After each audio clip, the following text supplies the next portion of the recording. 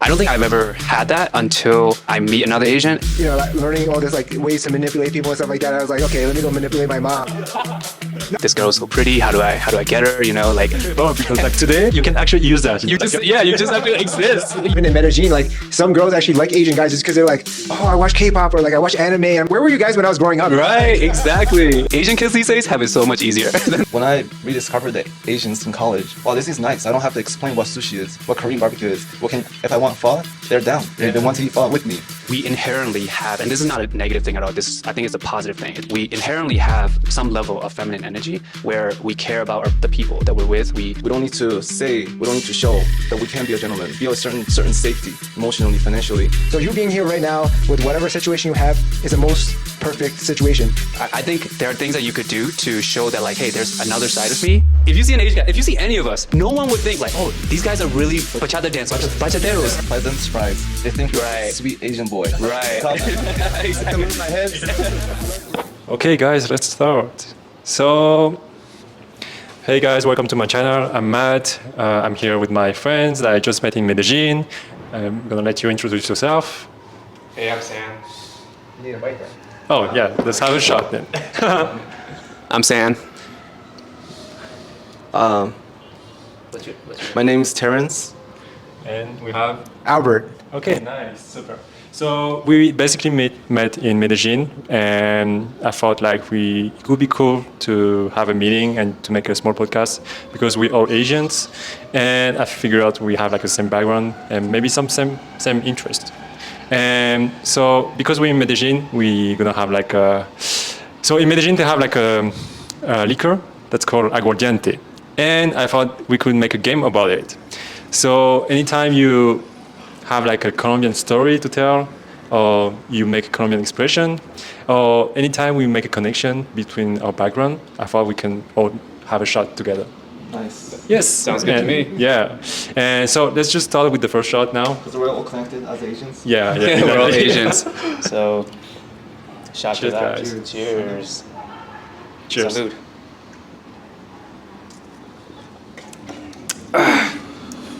Okay. All right. Let's start by, I'm gonna ask you like some questions. If we all answer the same, I'm gonna ask you three questions. I'm going, if we all answer the same, we're gonna have another shot. Okay? Sounds good. Okay, so three questions. Like, so the first one is bachata or salsa? 100% bachata. 100% bachata.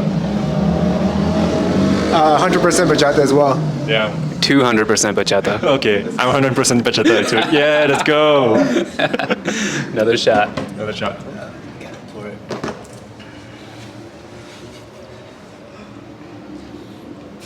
Yeah, so don't worry, it's gonna be chill. Okay. Actually, that's my first postcard, so no worries. You're doing great. Thanks. I hope my English is good. It's good. Good? Very Okay. good. Cheers to bachata. Cheers. Cheers Bachata. to bachata.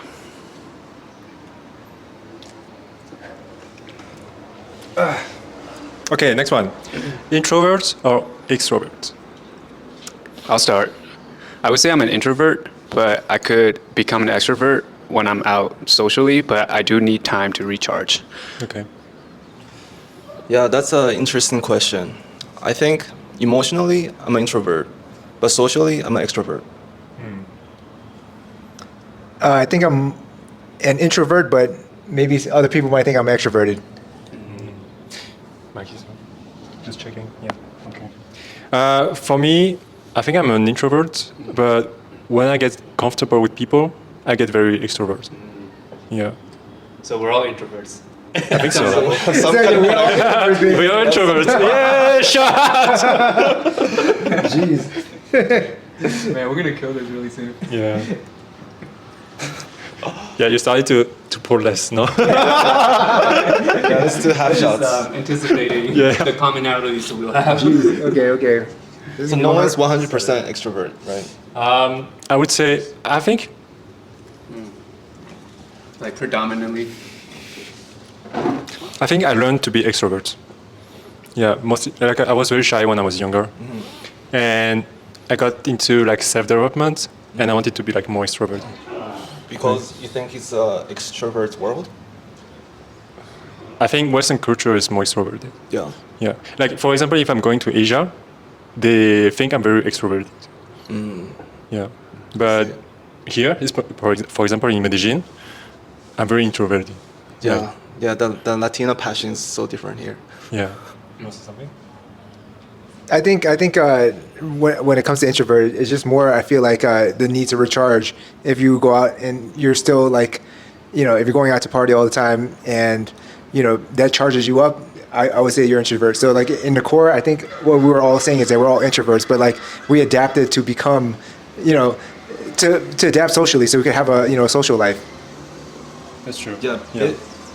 Yeah. Based on that, then I definitely need to recharge. Yeah. Yeah, me too. Me too. I need to take like 1 or 2 days off. Yeah. And sometimes like my girlfriend, she's Colombian, and she doesn't understand why I need 1 or 2 days alone. Yeah, she think like I don't know. She think like I don't like her or something. Wow. Yeah. Yeah, like sometimes you just need to unplug, right? And just like, okay, I'll come back to you. Yeah, I need guys. 1 day to play video games or something. Yeah, exactly. She on Netflix. Yeah, but I think a lot of extroverts tend to think like that you're just avoiding them or that you don't like them. Yeah. But really, like the truth of the matter is we just need to recharge and we just Yeah. need to stay away from the social life for some time, I agree. People are coming back. Want to add something? Don't hesitate to. No, I think. Okay, last question. But it's not very question. No, it's not really like something we might have in common. Yeah. It's like 1 word to describe yourself. Sorry, repeat that question. 1 word to describe yourself. 1 word to describe Yeah. myself.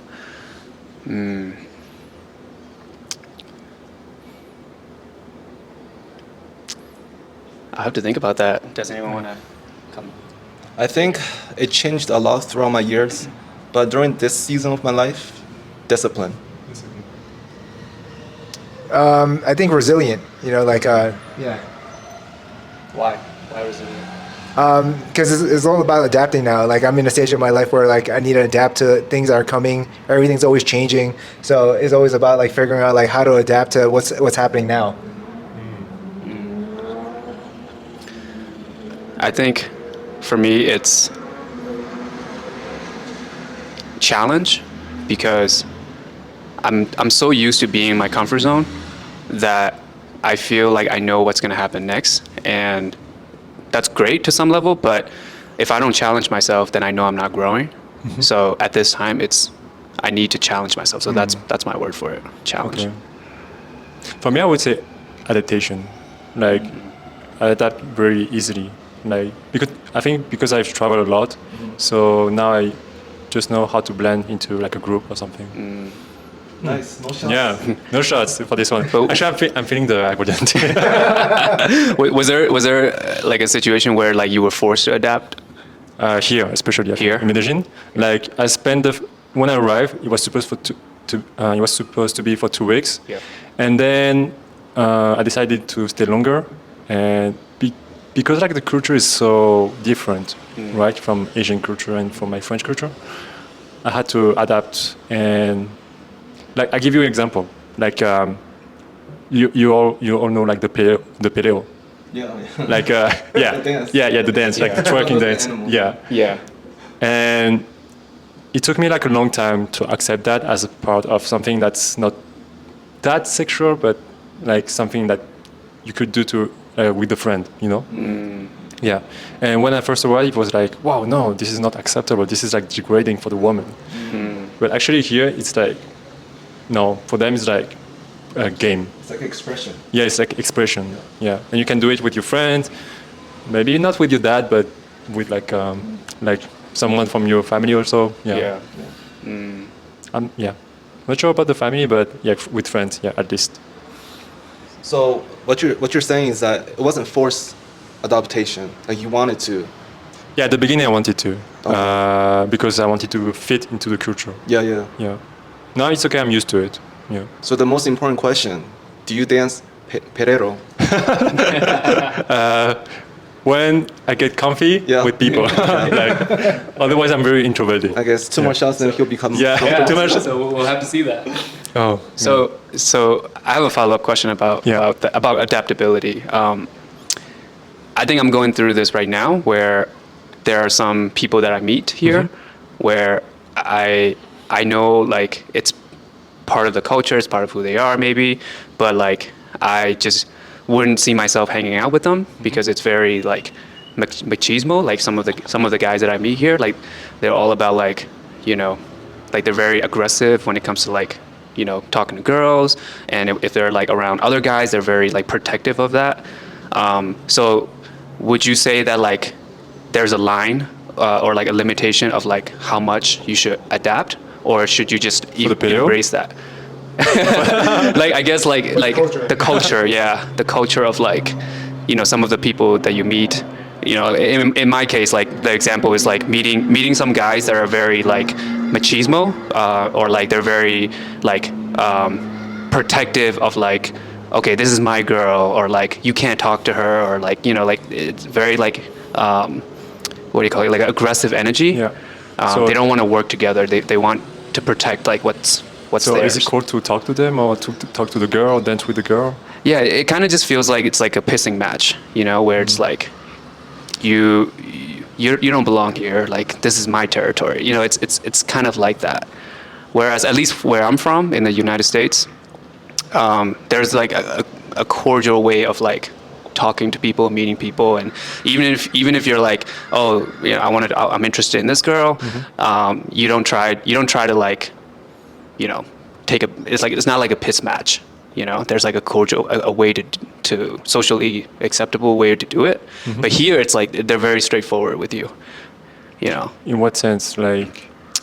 like they won't be as dating? friendly to you. Oh, Colombians? Yeah, Colombian men. This is just my example. Okay, I think it's because Medellin got a lot of foreigners recently. Like if you go, like in other countries, in other cities, Yeah, like people are usually more friendly towards you. I think this is like a Medellin vibe, and I especially see. I think it's like a poblado vibe. I see. Yeah, like here, I think guys are more, and girls also, they are more protective. They are more like, Right. no, you're a foreigner, I don't want to talk to you. And like 2 years ago, it wasn't like that. Like 2 years ago, I was going out and it was super easy to connect with people. Yeah.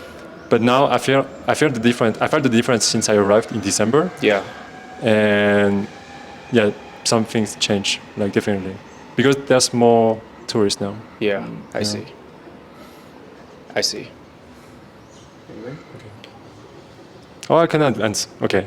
So my first part is about Asian identity and being an Asian male. So can you, like, or can we share a lot? Can we all share like a bit of our background and also describe the environment where you grew up, and also, like, you all came from United States, right?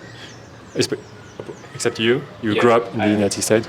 I grew up in the United States. Yeah, if you can share a bit like how it was for you to grow up, like, yeah, as an Asian, but if you don't like feel the difference, it's okay also. Yeah. Want to start? Yeah, I can start. Yeah, so I grew up in the United States in New York, and I grew up in a Spanish neighborhood, predominantly Spanish and black. So going to school, I was the only Asian kid, which made it very awkward because, like, I get picked on a lot because I was different. So, I'd be getting into fights all the time and all this other stuff just because, like, hey, look, I'm the only guy to, pick on. So that's how I grew up when I was younger, like elementary school, like middle school. But, eventually when I went to high school, my mom decided to like move us to a neighborhood with a lot more Asian people, and the vibe is a lot different. It's just like, hey, look, you're part of us. Like, let's go hang out. Let's go do things together. So I started to see there was a different side of the whole social aspect of life. I mean, in some respect, you would say that, like, hey, look, we should be treating each other as equals. But in reality, like, I realized when I was growing up is like people would treat people who look like them better than other people. So that's how I kind of grew up, and that's what I started to internalize for myself as I was growing up. You can go first. You can go second. Oh, do you want to say something? No, I relate to you because, like, when I grew up in France. So I'm French, but like my parents are Asian, Chinese, but I was born in France. So when I was in Paris, I grew up surrounded by immigrants, Like they were from Arabic countries and African countries, and also from Asian countries. But when I moved to the, how do you call that? Like away from the city, like the campaign. Like the suburbs. No, it's further. Countryside? Yeah, in the countryside. I was the only Asian, so I got. How do you say that? Bullied. Not bullied, but Or like they were. insults. Yeah, no, they were saying like, "Oh, you're Chinese." They were making jokes about me, and yeah. kind of like this. But I think I was defending myself a bit, like not too much, but I didn't got bullied or anything. But I got picked like for being Chinese or something like this. Yeah. So I started with the Asian culture. Then after during college, I feel like I got reunited with the Asian culture.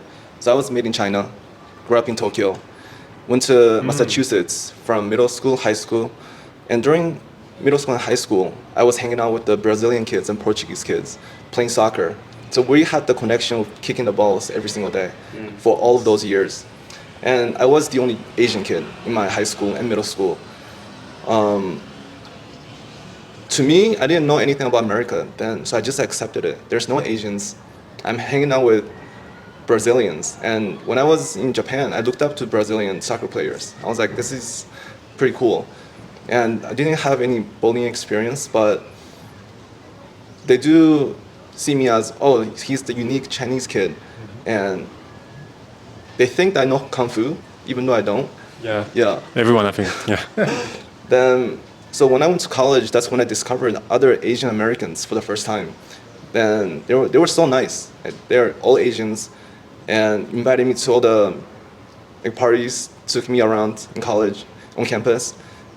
Then that's when I started hanging out with the Asian Americans. And ever since, when I moved to New York City, like we went to K-Town 3 times a week, every single week. So what age did you arrive in the States? When I was 13. 13. Mhm. So it felt like home when I went to college, seeing all the Asian kids from different parts of the East Coast. Yeah. Nice. Yeah, so I never really developed a sense of the Asian identity until I got to college. So I grew up, I migrated from Burma originally, and I was 11 years old when I came to the United States. And I grew up in kind of what we call like the middle point of like the city and the suburbs. So the place that I grew up in was full of like other ethnicities, so Latinos, Indians, Middle Eastern, all kinds, but Asians. I was probably like one of 2 Asians there. So for me, my experience was a little different in the sense that we all knew we were like foreigners, and we all had that sense of like unity when it comes to like, okay, we're not Americans, we're not white, we're brown people, but to me, I never saw myself as like, oh, I'm Asian. Even though I am Asian, like I never thought like, oh, I'm from like I have that Asian culture, right? Obviously, within my family, like we carry out the traditions and the culture aspect, but it was only until I got to college when I started meeting other Asian people, and that's when I'm like, oh wow, like there are people that have way more commonalities than I've had. More. Yeah, than I've had with like these other foreigners. I mean, I think that allowed me to appreciate like the other kinds of races and ethnicities, because like yes, like Asians have like unique cultures and unique traditions, but there are a lot of overlaps with other ethnicities too. You just have to find like what those look like, So one example is when I had an Indian best friend growing up, and I will always go over to his house, and like just one example is like we always have to take off our shoes before you go in. Right. You know what I mean? Like Off the that. shoes? I always thought that was like Asian thing to do, like Asia. But like I mean, India is kind of part of Asia, but like you also had to do that in like a friend of mine who's from UAE in the Middle East. Like we had to take off No, our but shoes. I never understood people who has shoes on the bed. For the first time in college. Yeah, me too. Really? Yeah, I was like, how do you do that? It's so dirty. Yeah, I probably wouldn't do that. But yeah, you know, Okay, I think we can have a shot it was of that. great. Yeah, let's take a shot. And the most confusing part is they walk around the streets barefoot and put shoes back on into bed. Yeah. You were doing that? Like, No, I'm saying, oh, okay. like, I will never wear barefoot in New York City. It's so dirty, you know. Like, People do that? yeah. I mean, it's very small percentage. Dude, that's I know. This is water. I don't drink. We gotta get him I'm some the, water. I'm the only non-drinking Asian Cheers. here. So you're saying that we finished half the bottle? Just Just in commonalities. Let me get the water for you. Yeah. Yeah. Okay. So let me get you to the next question. So, when I grew up, I made like a kind of rejection of my Chinese roots. Like I didn't like to be Chinese or anything. And I was wondering if it was the same for you. And for me, mostly because like I took like being Chinese as a target to be subject to mockery. And so I made a rejection from that, and then I discovered later that, okay, I actually like to be Asian. So my question is like, did you have the same experience? And do you identify yourself like as what? American, Asian, like what?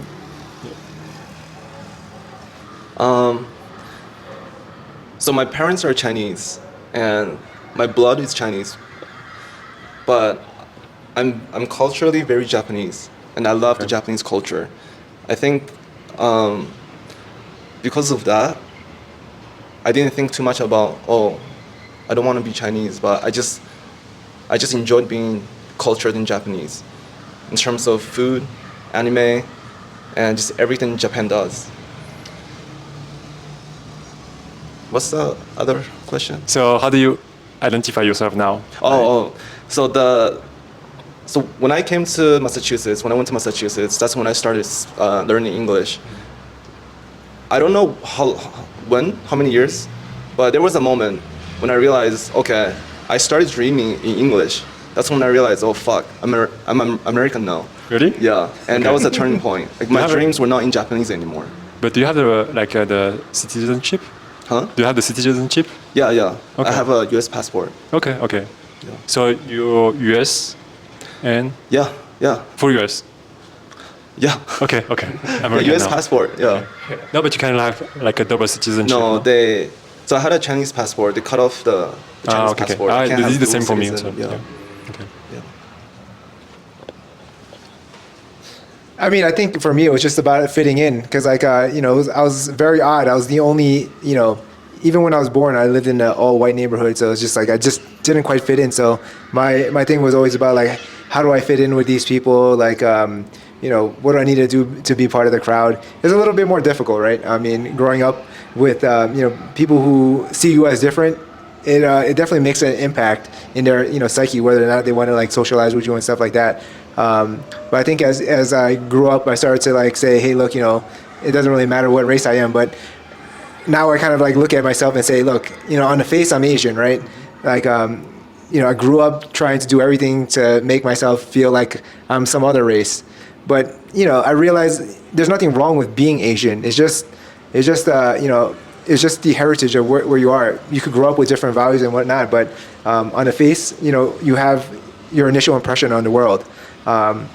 So it's kind of like embracing. Like I've started to like embrace the Asianness of that I'm Asian. Period. I used to just try to reject it all the time because everywhere I would go, like people were different. College, certain other places, I would just like refuse to hang out with Asian people just because I was like, I need to go like fit in with these different crowds because like I would need to be the rebel because I was a rebel like the outsider in all the other places where I grew up. So I guess it's a little bit of a different experience.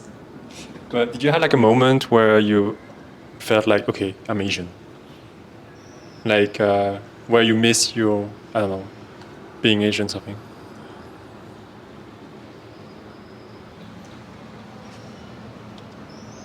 It's hard to say. Like, I don't know if I'm like super in that mindset, Okay. but I know I'm Asian. You know, like Okay. it's just like I know I'm Asian. So like, you know, it's a different mentality from like me fighting that I'm Asian. I don't know when that exactly switched, but probably sometime in the last couple of years where I'm just like fighting my identity. But I'm like, okay, look, everyone looks at me. They're like, you're Asian, you know? Now I'm like, okay, I'm Asian on the outside. And, you know, now we can, you know, just talk regularly, you know? No, because I'm saying that because like when I was in Medellin, because like the culture was so far away from mine, I felt like, okay, I don't belong here. And I felt like I miss actually, when I say being Asian is more like I miss my culture, like the food, I got you.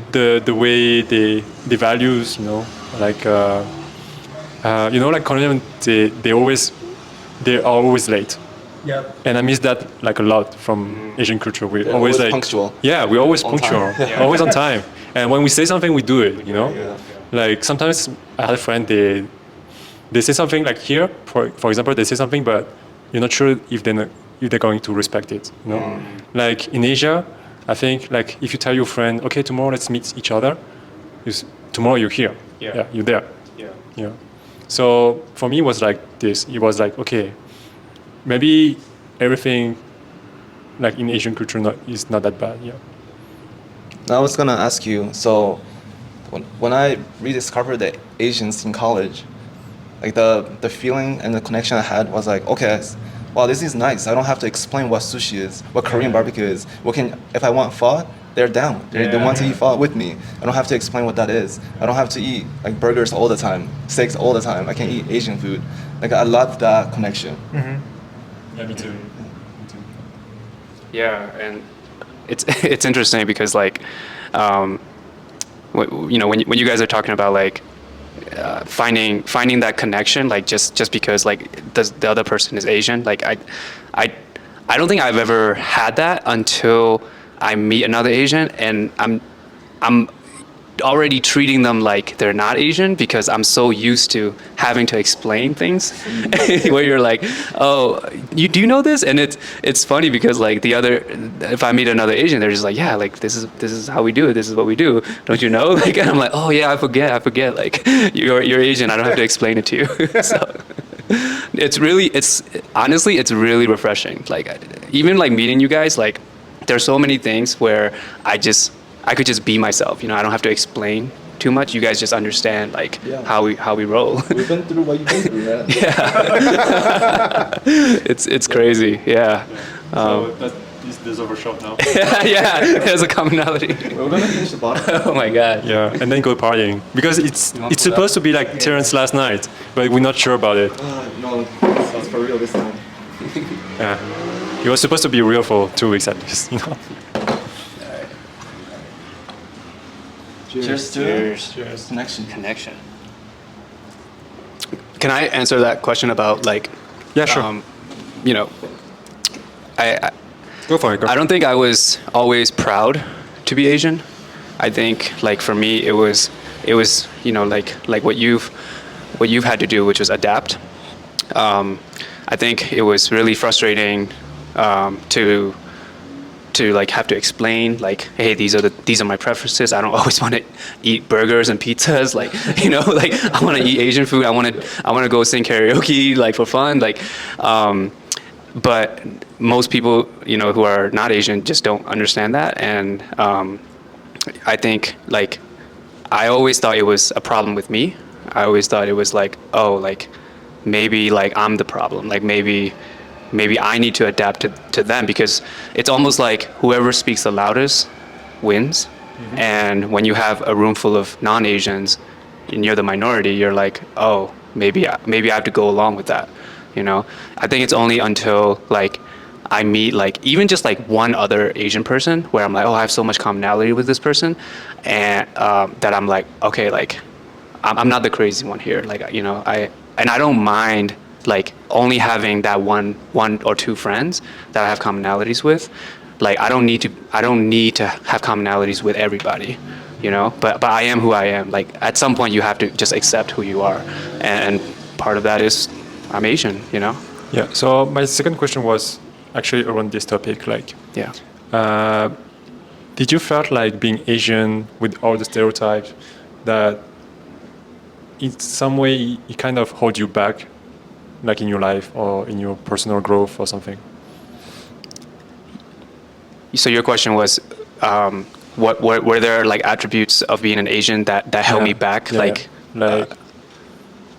Like personally for me it was like, I think it was thinking that I was not attractive, for example.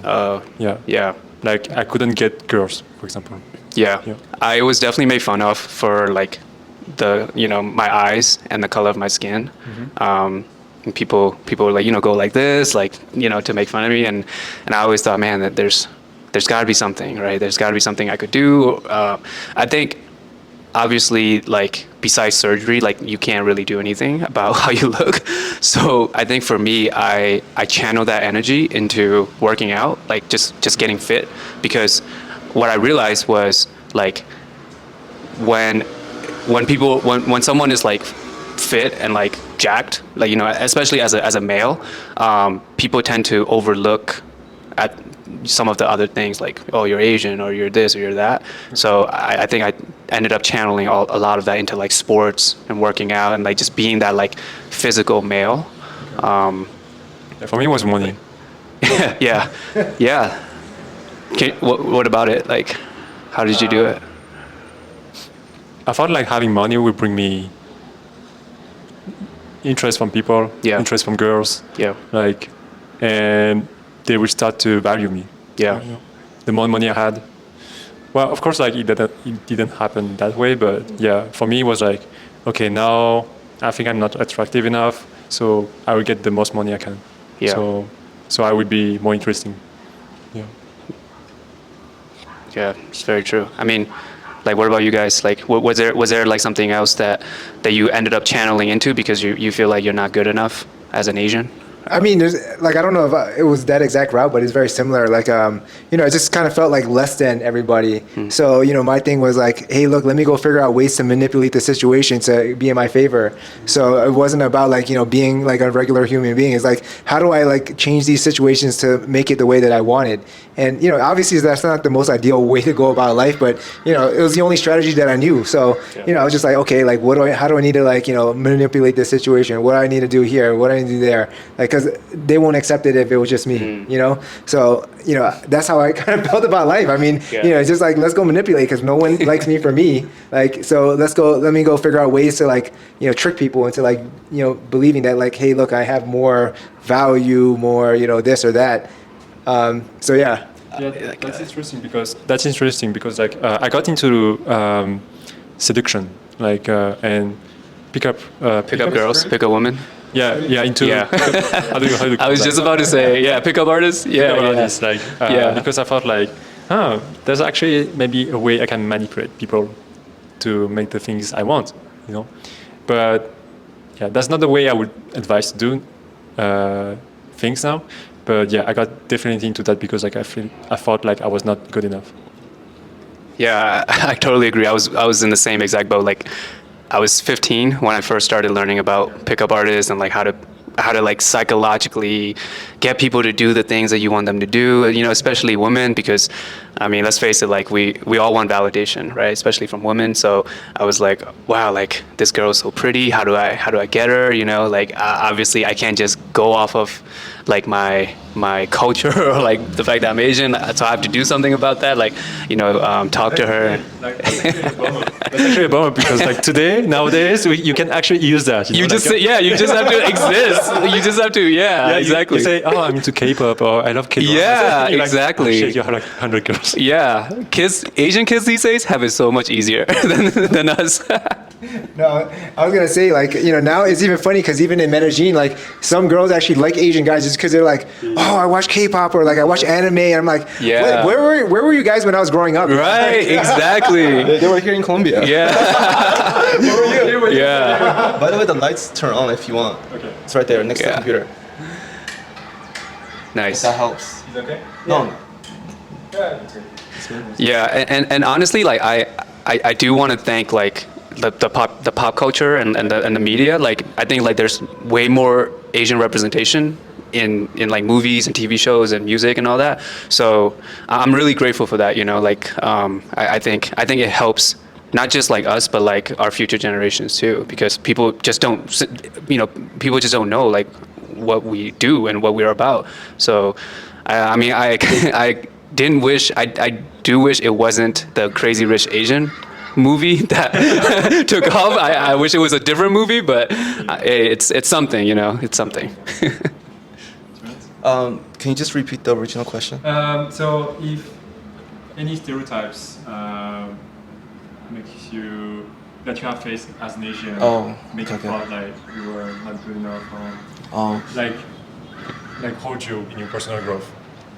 So being an Asian male, I don't think that held me back through my entire life. I didn't really think too much about it. I think when I was in high school or freshman year in college, I saw this interview from the Asian guy in Harold and Kumar. Mm-hmm. He said that he tried to become an actor, but if he liked the reason that he's Asian to not get any roles, then he will never try. The reason is valid. Asian actors, they don't get any movies, right? But he didn't let that stop him. So he kept going, regardless of any reason. So like that stayed with me. So I never took Asian as an excuse to keep going what I wanted to do. Yeah, but what I wanted to do, it wasn't like I should dreamt bigger. Yeah, that's what I realized. Okay, nice. Okay, so next question is about family. Like, yeah, we all grew up like in Asian family, and I was wondering if there was some misunderstanding between you and your parents, like some stuff, some expectation that hold you back or that influence your career choice or life path. I can go first. Yeah, there's so many, just constant conflicts. My parents are divorced. The first thing I learned about their relationship is the lack of communication. There's no relationship or marriage that ended because of over communication. And they didn't talk for 10 years. Then eventually they filed the divorce papers. And so I started my career in finance, and I wanted to quit that job to do something else.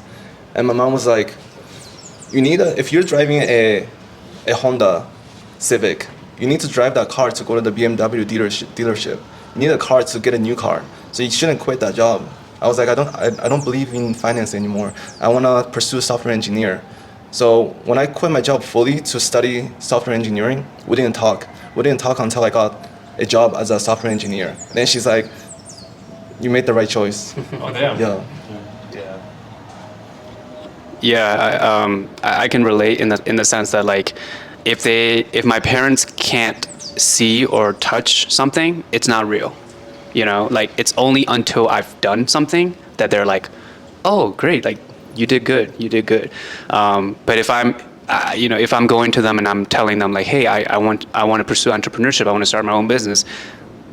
To them, it's like the worst idea ever. It's such a huge risk. Like it's gonna fail. Just stick with what I know, you know.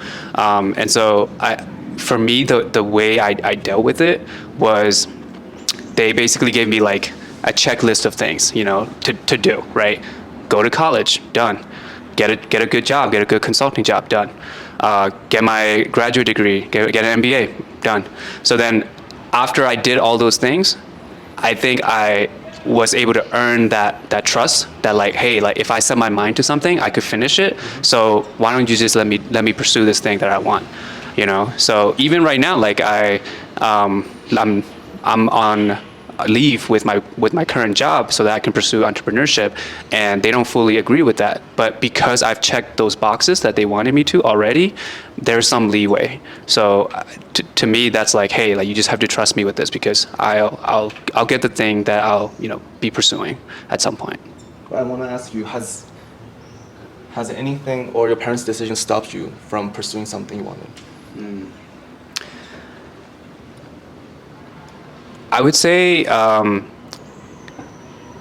Yeah, I would say I never really got the typical like American college experience where like you live in a dorm and you get to meet like a different all kinds of people and like hang out with like people from all over. I never got that experience because my parents thought it was a waste of money. So they thought, hey, why don't we just get you a car so you can just commute to your college, to your university? Yeah. So obviously, at that age, I wasn't in a position to pass up a free car. So I was like, hey, I'll take the car. I'll just live at home and go to college that way. But I think that decision kind of deprived me of like having that college experience where you mess up, you do stupid stuff and learn from it. Obviously, I still did stupid stuff in college, but like I think it's just a different experience when you're actually living on campus in the dorms. That's true. Yeah. Yeah, I want to say like I can relate to both experiences because so when I started to travel, I told my mom like 2 months before, like I was going to travel, like for 1 year at least. And she didn't believe me until like the last day. And I told her like, yeah, I'm packed. I'm ready. I'm leaving tomorrow. Yeah, no. And she got super mad. Like she got super mad. Like we had like an agreement and everything, because at that time she was expecting like to go retired and then we take care about the business and everything. Yeah. So she got super mad and she didn't talk to me, and she didn't say goodbye. So I just left. And my father, he came to me. Yeah. And like the next day, he drove me to the airport, and I just left. And it took her like 6 months before like talking to me again and saying like, "What's happening to you now?" and everything. Yeah. And now she's more okay because like she's seeing like I can earn money like while traveling. Yeah. But before that, it was like for her, it was like crazy. Man.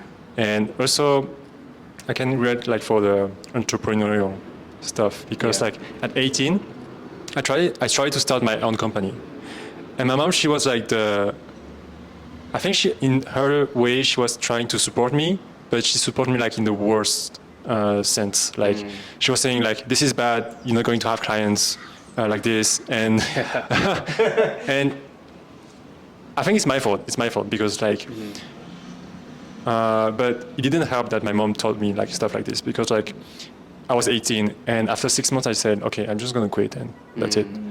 Like if she was more supportive, I think I would have like done more longer like this company. Yeah. Because I was kind of earning like small amount of money, but it gave me some hope. But because my mom was so like negative about it, I said, okay, I'm not going to do it anyway. Right. Yeah, just go back to study and that's it. Yeah. Yeah. Yeah, I think I'm similar in some ways, but different in others. Because when I grew up, my father passed away when I was very young. So my mom was spent all the time like raising me and my brother. So, like at some point, like I think, like, learning all this like ways to manipulate people and stuff like that. I was like, okay, let me go manipulate my mom. No, I mean I'm serious. Like the boss level. Yeah. Because like at some point it's just like okay, like like she wants to like feel love and connection with me, and I was like, okay, if you want it, then like here's some conditions, and like I did this like whole like crazy like scheme, and it gave me like a different perspective on life. Age. What's that? How old were you? Like 15, 16, like like teenager.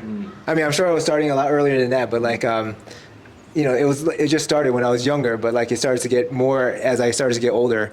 But I think, now I look back at everything, I see what I start to notice from my parents is like, it's not so much like, hey, look, taking advantage of me. They have like a commitment, right? They have a commitment to the family, and like they want the family to succeed no matter what. And so when I was going into business and stuff like that, they were trying to be as supportive as they could. They knew it was hard because like it's not like they were saying, hey, look, don't do business. They were like, look, go ahead, like go ahead and try it out. It wasn't like a strange thing to go into business in like my family, so it was kind of like more accepted. But it was definitely like what is it? Definitely difficult for me, just because like when I was growing up with my parents, with my mom, I was just like, I was always fighting for attention with my brother, and I was like, oh, why is my brother getting all the attention? So I'd be like, okay, I have to go find other means. Older or younger? Younger. Yeah. Younger brothers and sisters, always the gems of the family. we're the older ones, always steering the ship. Yeah. So they have to be tougher on us. Protector. The air. Yeah. Oh my gosh. Sometimes it's like a curse and a blessing at the same time. So like being the firstborn, right? yeah, because you're supposed to set the example for everybody else. So you have to make sure that like the first kid Wait, is. are we all the oldest brothers? I'm the oldest. I'm the I'm oldest. the oldest too. I'm the only one. Oh, Okay. Terrance is the only one. Okay. Wow. Okay. Yeah, but being the oldest, I think, is like, way more pressure. Yeah. Yeah.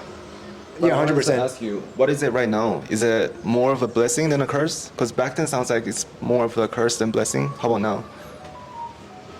In what respect are you talking about? Just being the oldest in the family. I think it's a blessing, to be honest with you. Like, it's like more responsibility to be the oldest. And I think that gives like an opportunity for me to grow more.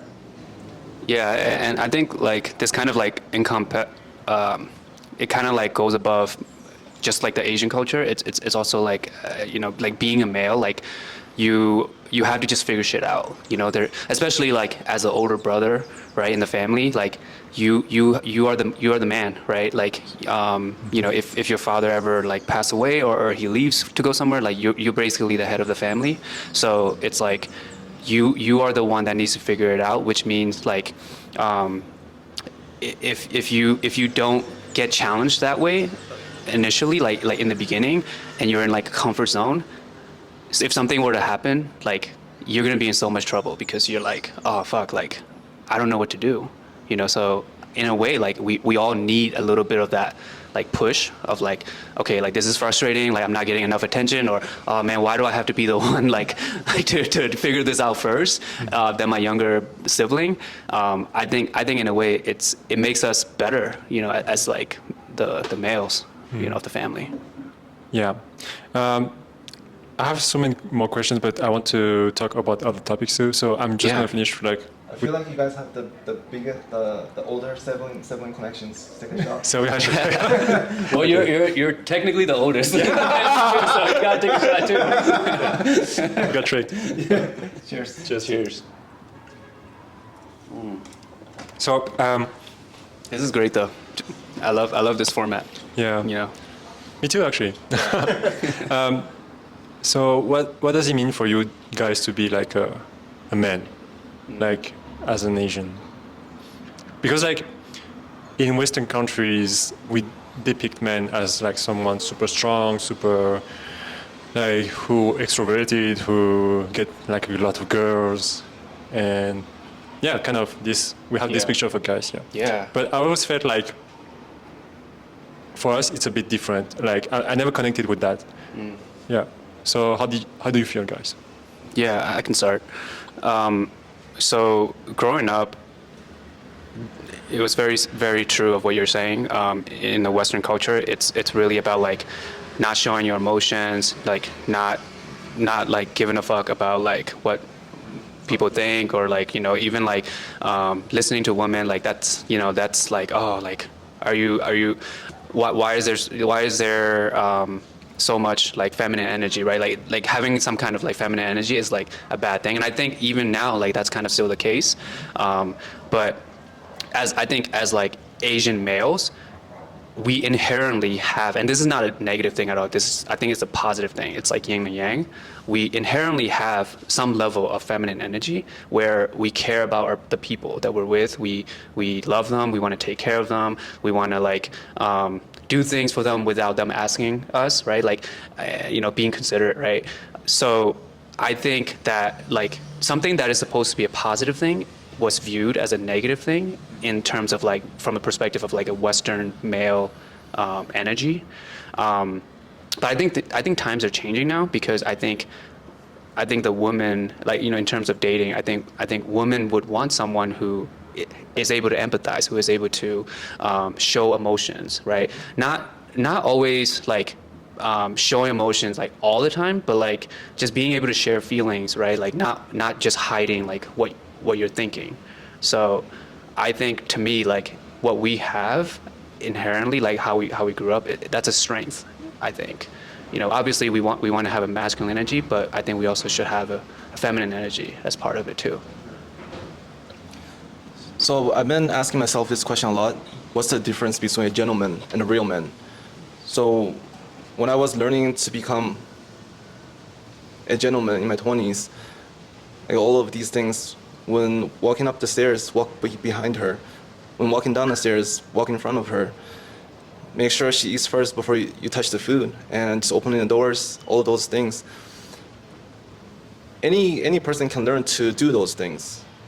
But to me, real men, we don't need to say, we don't need to show that we can be a gentleman, but they feel a certain safety, certain security around us, emotionally, financially, and just being protected in our presence. I think that energy is what it means to be a real man. And to do that, we have to go through so many difficulties.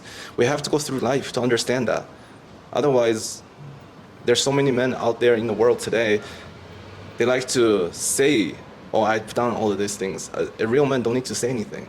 When shit happens, we come in. That's what I'm still in the process, in the progress of getting to that. But yeah, that's what I'm trying to. I don't think it's true. Like,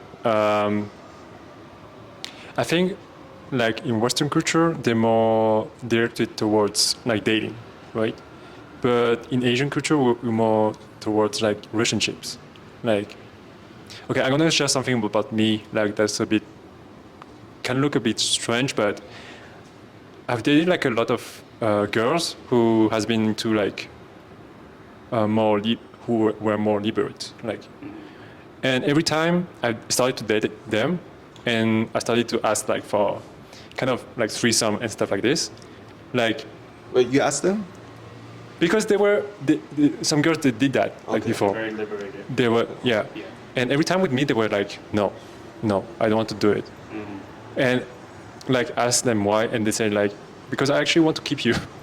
Like they didn't want to do it because like they didn't want to share me with. And I wouldn't say like that was all my stories, but from the last 3 years, like that happened like quite frequently. Yeah. So I don't know. I think I give this vibe of, okay, it's actually cool to have like a relationship with you, even though sometimes like when I'm dating, like girls doesn't see me as that attractive. Yeah. Yeah. Just want to add to that. I think like when girls see Asian guys, I think they see like safety and oh, he makes good money. He's someone I could have children with and start a family, right?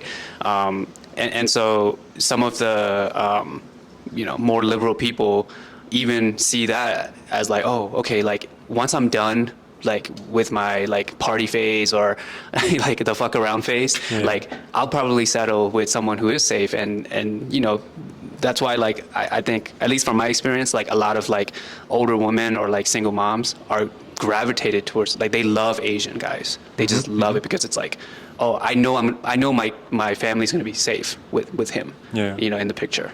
So I don't think it's a bad thing. I mean, obviously, like like stability is great, but obviously at the same time, at least like as an Asian male, like we also want the same thing that other males want, which is like we want to have a good time. Especially if we're single, we want to have a good time. We want to have threesomes. Like I don't think that's a bad thing to ask for, but like I think part of that it's like I think there's a way to show that like yes, like I am that safe choice, but at the same time, like you're also safe to go further with me, and show a little bit of that bad boy side of you. I think that is completely possible too.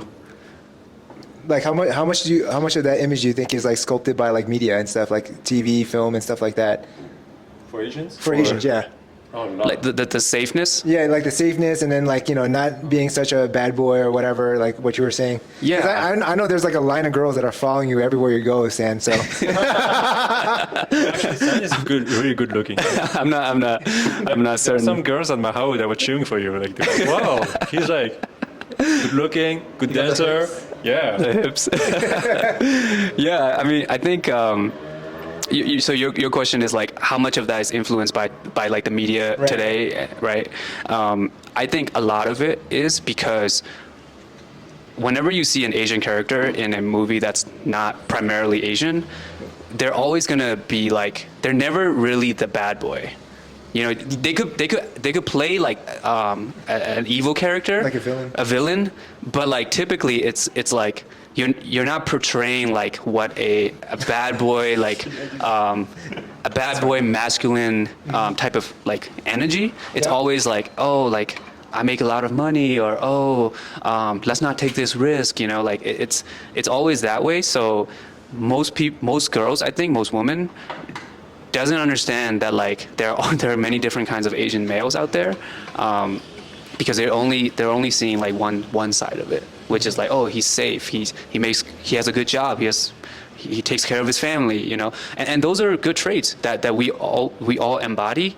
But I think at the same time it kind of like limits our options when it comes to like taking risks with like our dating life or. well, do you feel like sometimes you have to work harder to break that perception that they do have of you when they initially see you, because they're seeing you with the lens of everything that they've seen in the past? Yeah. If I had to choose a second word to describe myself, I want to choose the word juxtaposition, because the way that I think other people see me, I try to do the opposite of that. And that's how I'm able to like get the things that I want, because if they see me and they're like, oh, this is an Asian guy, he's probably like a safe bet, then I try to not be safe. I try to just like be like, hey, like let's go do something risky, like whatever, right? Like some kind of like activity, like outdoor activity where it's really risky, right? Like what we did the other day with like rock climbing and stuff like that, right? I think there are things that you could do to show that like, hey, there's another side of me that you don't know about. So it's like a pleasant surprise. They think you're Right. a sweet Asian boy. Right. I can move my head. Right. Like like exactly. Like if you see an Asian guy, if you see any of us, no one would think like, oh, these guys are really like bachata dancers, bachateros, right? Latin dancing. Like no one would expect that, and until we start moving. Yeah, that is exactly what I'm I talking always about. have this look. It's like, she's asking me to dance, and she's like, like very disappointed. Yeah. And then I start to do some movement. She's like, okay. Exactly. Exactly. what's Yeah. happening? And she's like, oh, okay. And then she's like, oh, gracias. Yeah. Exactly. Can you like, you're in China now. Right. So that's exactly what I'm talking about. Like, no, not just like women, but like people in general just don't expect us to go out of our comfort zone. Especially, the greatest example is Latin dancing. We all do Latin dancing. No one really expects us to do it, but when they see it, they're like, wow, like how much more, like how many more things does he know that I don't know about, Like even last night, I met a friend. I don't think you know him. He's like, your friend competed on Wednesday, right? He was really good. Yeah. Yeah. There was a lot of people who said you were very. They were super surprised. Like, I'm not talking about the jury, but Yeah.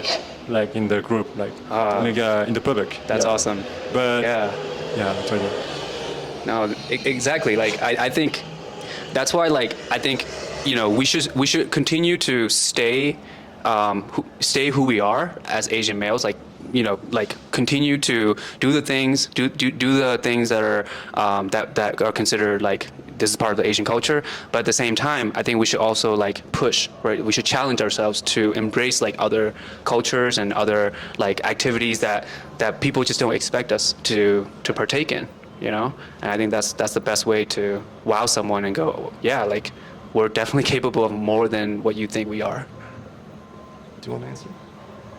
I don't even know what to be answering now. It sounds like San covered most of it. Was there even a question? What was the question? I think it was about. Oh, about Asian male versus like Western culture. Or like what's a real man? What's a man for you? Ah, okay. Yeah, I mean, I think like when I was growing up, I thought man was just like someone who's just like super macho, like someone who just kind of was just super strong, like can out like muscle anybody, can do whatever. So that's how I kind of like saw it when I was younger. But I think as I started growing up, I started to notice that like it's kind of like dancing, like you're trying to communicate, but like communicating with the least amount of effort, like the perfect amount of effort is like what I feel is masculine, like being a man. It's not like using strength all the time because that's not necessary. Yeah. It's just doing what's necessary in this moment. Yeah. So that's how I kind of look at things now. It's just like dancing. If you're a beginner, you don't know what you're doing, or like you don't understand the things. Like I need to use a lot of force, like just so we end up in the right position or whatever. Yeah. But if you know what you're doing, like I barely have to touch you, and you're already moving in the right spot. Yeah. So that's how I kind of like view what a man is like someone who can perceive what's needed and then just do that only. Okay, to make it an end about like Asian identity, would you have like one or two advice to give like over like the topics we had? One or two advice to other Asian men. I have a lot, but like.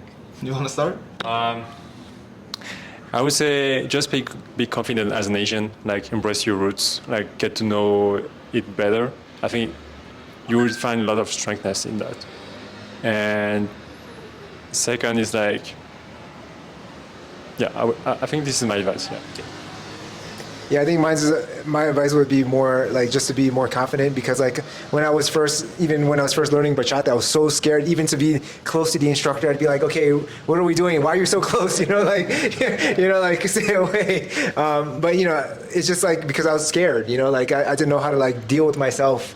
So just learning and becoming more aware of yourself, becoming like a little bit more confident about like who you are, so you can be more confident as a man. Yeah. I was gonna say the same thing. Just on a human level, it's just human to human connections, and the more you learn about yourself, the more you study about yourself, you wouldn't care about what the world thinks of you. The society expectations doesn't matter anymore. You know who you are. Just be a good human. Nice.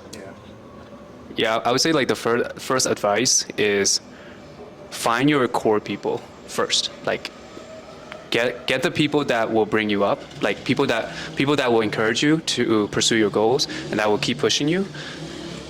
But also don't just stay within like your comfort zone. So it could just be that your core people are Asian people, right?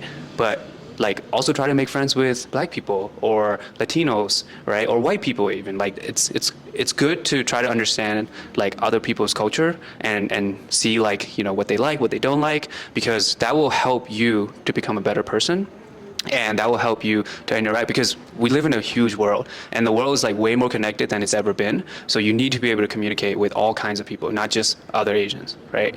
The second thing I would say is try to transcend above just being an Asian or just being a male or just being this or that, because like we're all just human beings at the end of the day. And there are things that we're still trying to figure out. We've figured out a lot of things over the past thousands of years, but there's so much more that we could still figure out. And it doesn't really matter like what race you are. If you are someone who's intelligent enough or who's funny enough or whatever, like creative or artistic, you still matter, and you still can make like contribution, to your community, to your family, to the world. So try to look past than just, oh, I'm an Asian, or oh, I'm this tall, or oh, I only have this much money, or whatever. Try to look past that. Like you matter. Like wherever you are, wherever you go, you will matter. Nice. Okay. I think we can take this shot and let's have a break because it's been like 1 hour. Sounds good. Yeah. We've been talking about like a lot of stuff and it's very interesting stuff. Yeah. But I still want to dive into like self-development because like Terrance, you're really into that. And I think we're all into that because we're Asian. Yes. So let's just take this shot and have a break and let's continue. Do it. Yeah. Man, it's like nighttime now. Cheers. Cheers. Cheers, guys. Oh man, this is great. Intense. Okay, I'm probably going to cut like now. So Because we're gonna finish it at some point. Okay, you just have to accept the new reality that we're facing. dude, I think you're gonna miss your flight tomorrow. I don't think he knows. He doesn't know he's staying here for another week. yeah. You have no idea how expensive it is. Oh, You're a software engineer. Okay, Yeah. you're gonna be fine. You'll be fine. This is like a day and a half. Be more worried about what your mom's going to say. Okay, we're back to the podcast, and okay, I actually I have like a last subject I want to dive into, which is sex, and I want to formulate that like, if you had a TED talk, what would you talk about in this conference about sex as an Asian?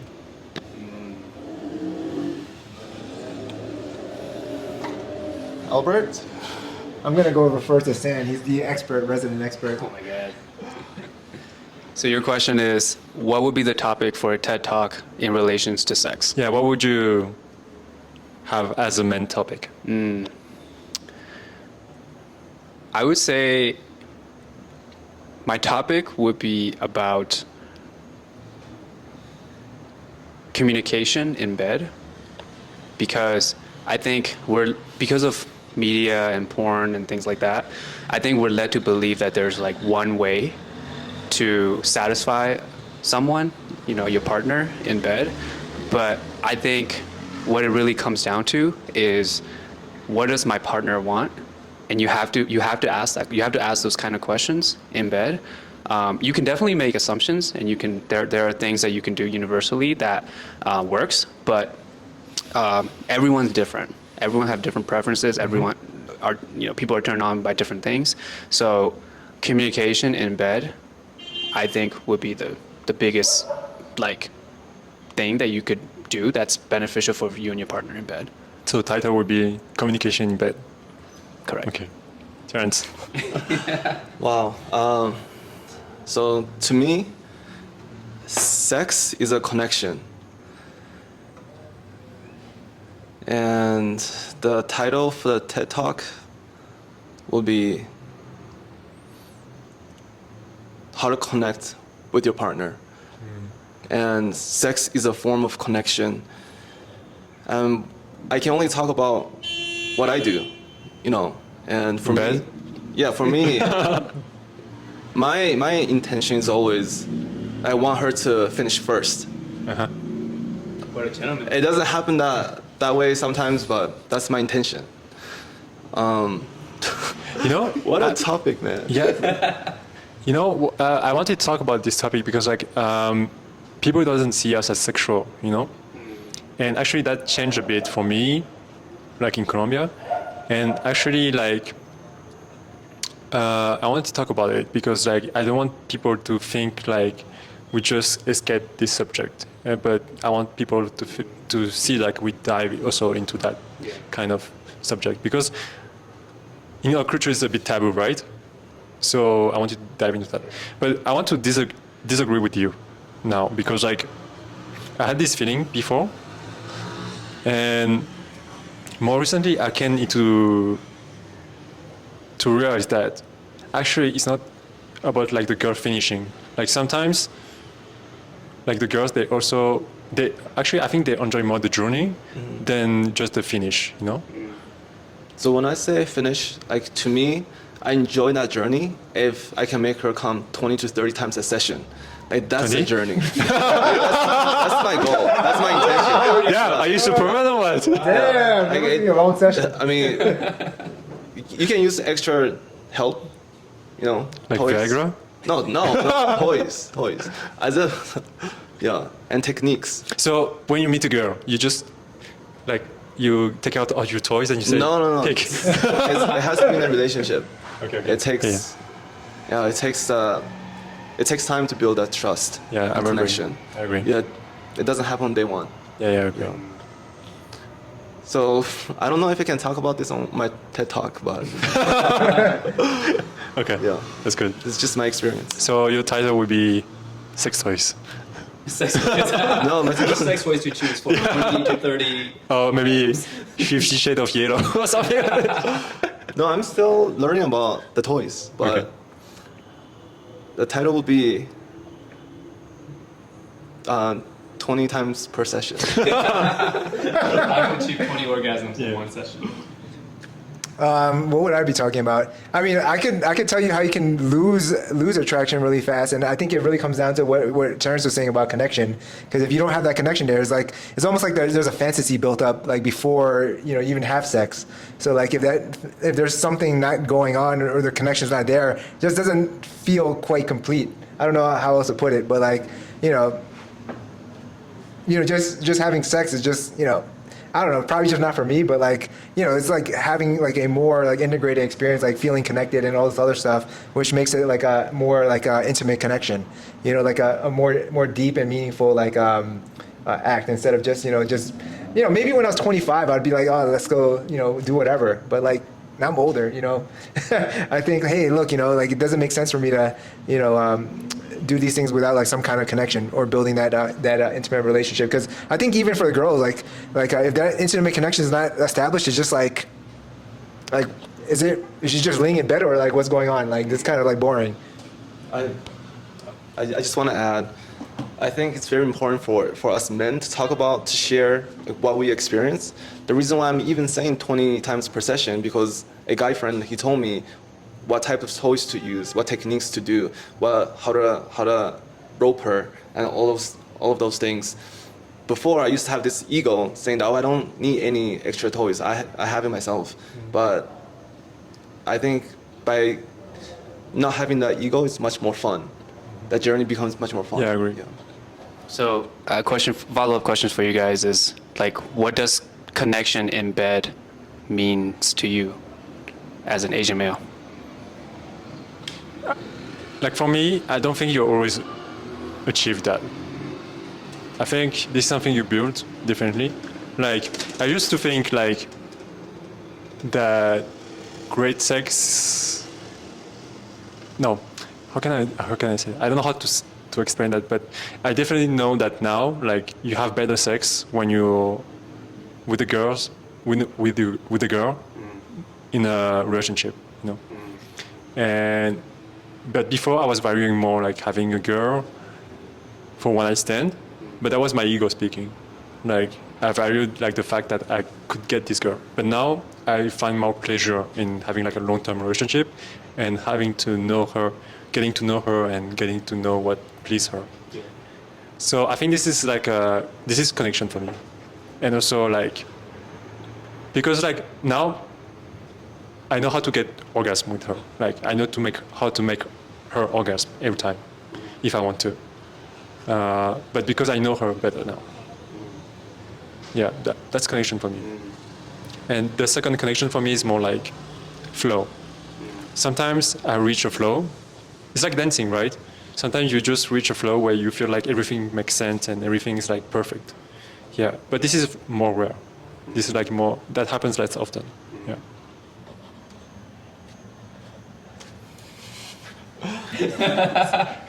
Shot? I feel like this is Cheers. do some social lubricant. I know. Cheers. Alright, back to sex. But the question is, Should we The do question this? was like, you guys talked about connection, right? That means a lot to you, more than just the sex itself. What would that mean to you? What does the connection means to you? yeah, it's intellectually connected and emotionally connected, and that makes the physical connection like fireworks. I think that level of connection, it takes time. Like you really have to get to know a person. Yeah. Yeah, I mean, it's true, but also at the same time, like I just got out of a relationship, but like 4 years, like in the beginning, you're constantly focused on like making a connection, but once you let go of it and you get lazy, take things for granted, you're not working on the relationship as if it's a new thing. It kind of starts to whittle away. I mean, like the hard part is like once the chemicals run out, because I think like, you have like 1 year worth of chemicals when you're dating anyone new, so that you can get bonded. But after that time, it's just like you have to actually work at it. Like you have to go against like your programming as like a human being to like to make it work in a relationship. And look, I wasn't successful in my relationship with my ex-wife, but like this is kind of things that I'm looking at right now that I was kind of reflecting on now, because I used to like take time to focus on like things that would matter for her, like build an emotional connection, listen, instead of like coming up with solutions all the time. Because geez, man, girls hate it when you talk logic to them, and then like sometimes I have to stop myself when I'm like, oh my God, I'm giving them a logical solution right now. 2 seconds. No, not even that, but like it's like the prelude. There's like all these are extra things that like lead to like like foreplay. yeah. No, not even foreplay, but like them to be open, like emotionally available. I see. Because I think emotional availability is what I consider like a more rich experience. Yeah. And if they're kind of like all like pent up on like you being all logical and shit, I mean, there's only so much like animal instinct that they'll have. It only lasts so long. I guess the best advice I've heard: do you want to be right or do you want to be happy? What about for you? Yeah, I think for me, everything happens all outside of the bed. I think like if you can connect with someone outside of the bedroom, where you're like you said, like connect them like intellectually or emotionally, like I think to me that's way more important, because then when you do get in the bedroom, like it's just way more meaningful. And I also agree with you, Matt, where like it's just way more rewarding to be with someone that you're like in a relationship with, because like each other. You guys have been through different situations, different trauma or challenges. Like you've been through a lot that like it makes it for a stronger connection when you actually are connecting like in the bedroom. So one night stand used to be great for me too, like back in college, but like it's not something that I seek at this time in my life. Should we make it spicy by? I don't know if it goes on YouTube if it's too spicy. Oh, okay. I was gonna Like say Asian spicy or Yeah. what kind of spicy? Colombian spicy. no, like the positions you guys do. No, we don't. We're favorite not. position? Because as Asian men, we're not just doing maguro stuff. No, not vanilla sex. Okay, can I dive into my TED talk? Yeah. Mine, because I didn't Yeah. talk Yeah, about. yeah. So mine would be like insecurities. What is it? Insecurities. Insecurities. Yeah, insecurities. Like because I grew up thinking like I had like a small penis, like all Asian do, and I figured that after that actually I'm pretty average. So I was thinking with that, and that got me into like learning a lot about like sex, like to be like a nerd about it, like about how do you say that? Preliminaries, like the stuff you do before having sex. Foreplays, Yeah. foreplays, and position and Yeah. and stuff like this. Yeah. So I don't know if you want to dive into that, like position set. Like Kama Sutra? I know like some position works better. I think I'm average, but maybe below average. I'm not sure. I don't know. Actually, I didn't compare like anything. But I always had this thought in mind. So I always try to adapt myself and to find the best position where I can put the snake more into the flowers. I don't know how to explain that. Yeah. And actually, I figured out it's more about angles. What is it? Angles. Angles. Yeah. Right. That makes sense. Yeah, I think like we can definitely talk about it for like hours. Yeah. But just to add to that, I do believe that like with pop culture and porn and things like that, like they really misguide like a lot of the men to believe like, oh, it's all about the size, or it's all about like, how long you keep fucking her, or, having sex with her. And it's interesting because like there's way more nuances, right? Like you mentioned like different positions or foreplay, right? Like those are the things that these pornographies would never get through because it's not sexy, it's like, oh, let's just get to the action, right? So I do believe that like we need more emphasis on connection, foreplay, different positions, toys. Like there's so many more ways to satisfy someone than just like, oh, it's about the schlong. It's about like how long you last in bed. Like Yeah, actually, like about toys, like it's actually a girl who got me into that. Like she had this kind of it's called. I don't know how to call that. Like no, it's not a vibrator. It's like some womanizer. I think something like this. Yeah, and she was into that, and she said like she never had like an orgasm if she don't use that one. Yeah, so. Yeah, that got me into toys actually, and also, foreplay. I think that's the most important part. Yeah, definitely. Yeah, I agree. I think it's something that like men don't usually talk about. So like I appreciate that you share like about like what you're going through and like how you feel. Like your tech talk topic is about insecurity. Like I think like us men need to like share more of those type of stories because like I think women tend to do a great job at like sharing their experiences in those regards, but us men, like I think there's something about like maybe our ego or maybe the competitiveness that doesn't allow us for like, oh, like if I share this thing that means I look weak or something like that, and I disagree with that for sure. Yeah, and actually buying toys, that was like a big Game changer? That was a huge game changer, right?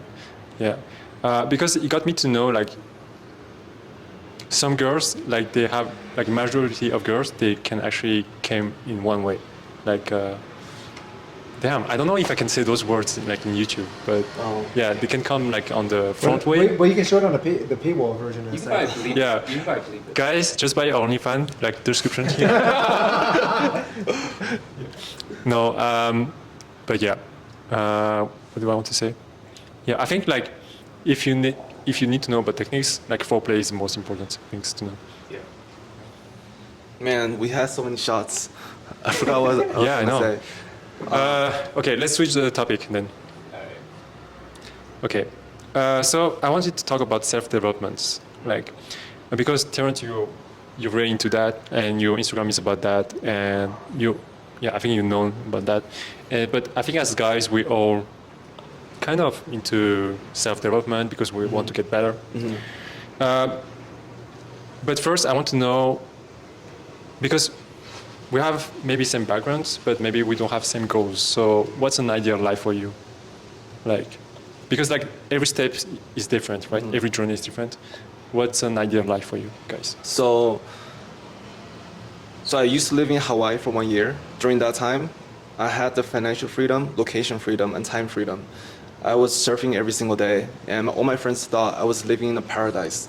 They thought I was living a retirement life, and I was having fun every single day. But the ideal life right now, after leaving Hawaii, I went through 75 hard, and every day was like a hell.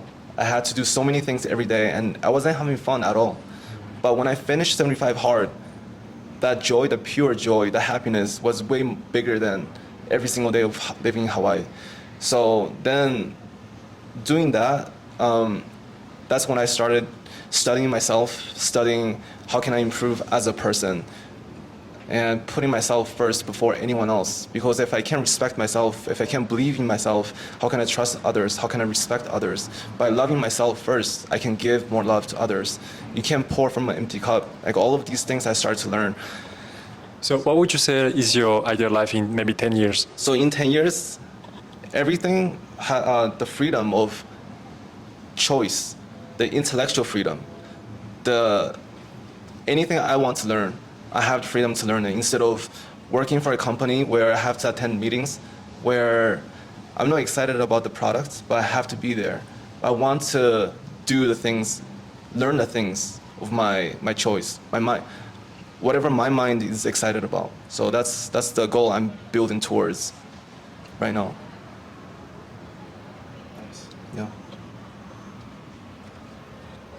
Yeah, I think when I first started this journey of self-development, I think it was mostly about, oh, I want to get a really nice car, or oh, I want to get a really nice watch. Like it usually has to do with like material possessions, and I think material possession is fine because I think it's, if it's something that you enjoy, that's great.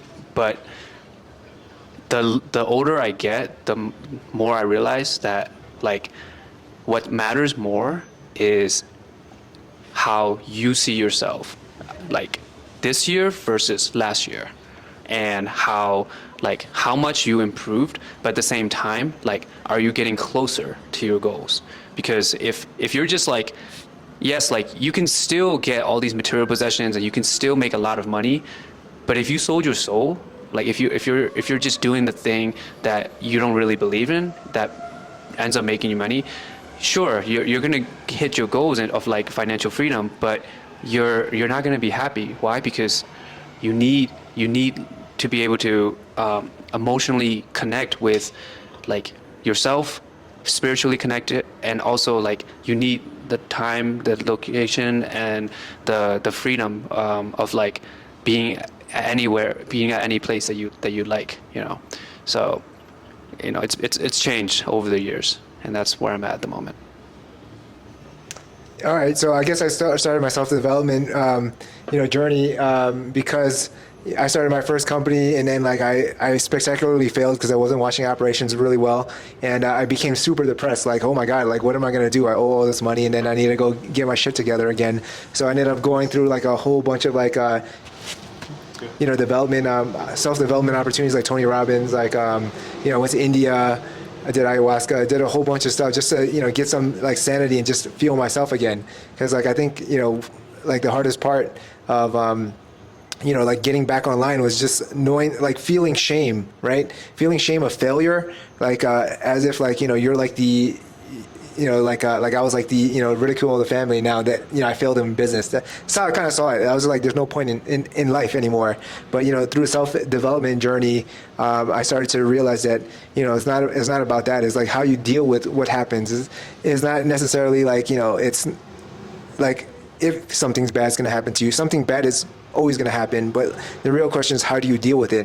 And going through India, going through yoga, going through the various programs and stuff like that, I started to realize like I just need to work on myself and start to internalize what makes sense instead of like thinking always outside, like how do we pay attention to what's going on right now and not freak out? Because like half the times in business, like I'm always freaking out, like it's like maintaining like a stable mind, like a balanced mind to keep moving forward. But yeah, that's one of the biggest things for me. I really like what you just said, and this is one of the quote I like. If we ask the universe or ask God for what we want, do you think He's gonna give us what we want, or do you think He's gonna give us the opportunity to become or to get what we want? And sounds like that's the opportunity you got, to the journey to get what you want. So, sorry. You go. Yeah, so it's something like that, but not quite. It's more like you have the opportunity to have everything you want, and for some reason you have what you have now. And when you start to really look at things, what you have now is actually the most perfect possibility out of all the configurations of the universe. So you being here right now with whatever situation you have is the most perfect situation. That's the craziest thing. Like I try to reason through like. But why is that? Because like let's go say for example, I used to like listen to a lot of Alan Watts, but I never really understood it, right? But now I'm just getting a glimpse of it. Mm-hmm. Let's go say you wish for like a lot of money, a lot of girls, you got all of it. Then what? Then you're like, okay, let me go on a different journey. Like maybe I'm gonna make it harder for myself. I'm gonna go do, maybe I'm gonna put some obstacles in a way to make it a little bit harder. So you're doing all these little tricks to kind of like go through like a process. But now, you kind of like go through like infinite amount of iterations, and finally you arrive at the one iteration that you are right now. And that's the most perfect iteration because you've gone through all the perfect ones. So it's not about living a perfect life. It's about living the life you have now because this is what you've wanted all along. But actually, this is the difficult part because I relate to you and I actually relate to your story. When I started to travel, I felt very happy because like I had money, I had savings, like from my previous jobs, and I could spend as much as I want. So I had like a perfect life. I had girls, I had like beach, I had like drugs if I want, if I had alcohol. But after 3 months, only after 3 months, I felt unhappy, without sense, without purpose. And for me, actually, I discovered like life is about progressions.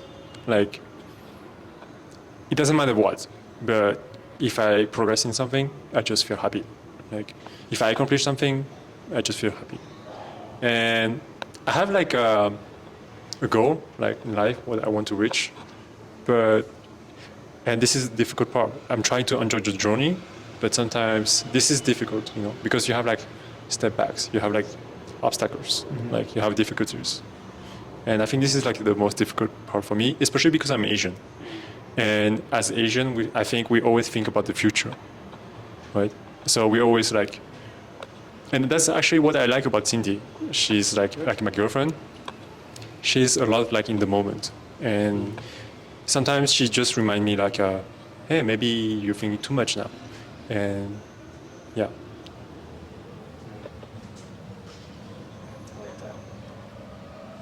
Shot? Yeah. There's a lot of golden nuggets there. Yeah. Wow. Cheers. Okay. So my second question is like, where are you in the journey now? And what is your biggest challenge at the moment? It's like, what do you want to accomplish and what obstacles do you have? And make it like, also, what are some principles or habits that are helping you managing these moments right now? So where I am in my journey right now, I think I've studied myself for the past 2 years, and I want to share what I've learned, because I was in a dark place, and through just reading books, watching different mindset, and learning about myself, I was able to get myself into a place like here with everyone, with you guys. So I want to share that. And what you said about pursuing happiness in your journey, if we can help someone else get there, and I know that feeling is times 10. If I can help more people get there, that's gonna times just adding zeros. And that's where I'm trying to learn how do I translate what I did into other people's lives, trying to help and impact other people because of my experiences. And it's not easy. For me, I can put myself through discipline. I can be unhappy until I reach my goal. And Naval Ravikant said this the best. Desire is a contract you make with yourself to be unhappy until you get that desire. Like, I'm okay with that. I can suffer. I can go through whatever the season. We just have like a party after, so sometimes if you see us on the phone, that's normal because we trying to set people. Sorry, so Terrance. Okay, yeah, that's good. So you want to finish? What was it? Remember the question? What was the question?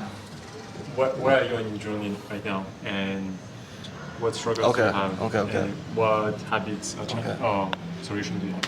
So, my current journey, I went deep into myself for the past 2 years, just studying myself, my emotions, my communication, patience, and empathy.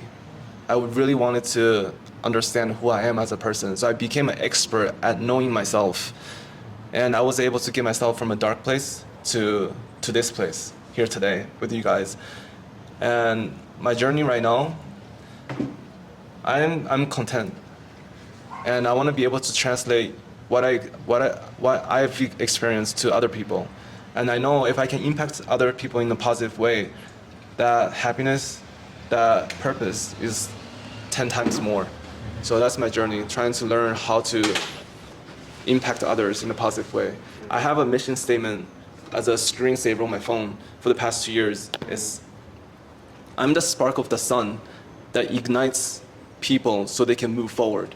So I want to live by that. It's funny because like I think like for us Asians, we always have like this sense of helping each others, like to like when we do something, we have this mindset of helping other people. I'm not sure if that's an Asian thing. I think as a man, I'm realizing that now. To be able to serve, help someone else Yeah, that's true. is meaningful. Yeah. Yeah, where I am in a journey. This is my hallucination of where I am in a journey. I guess when I'm older, I'll know whether I'm correct or not. Right now is more about learning about balance. I think when I was younger, it was all about like just hitting everything with a hammer. Everything was basically like, free lunch, just go at it super hard. 75 hard probably would have been my thing back in the day. I think now it's kind of like learning to temper the amount of force I use to the right amount of force. And that's the hardest thing because like for me personally now, I notice that like I look at myself actually through dancing, because dancing is how I'm learning about myself now. Sometimes I don't use a lot of force, so that means like I'm not really pursuing certain things with the amount of intensity that I need. So now I'm learning that I need to go up the intensity just a little bit, or a lot more, depending on what the situation is. So it's a tough thing for me to do, is like to find a balance when I've been accustomed to just going, a specific, direction, to specific like, intensity.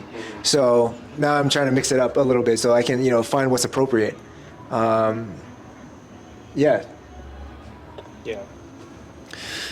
Yeah, for me, my journey is probably similar to yours, Terrance, where I feel like I've been through enough, trauma and challenges where like I had to overcome those things in order to become better, to become who I am today.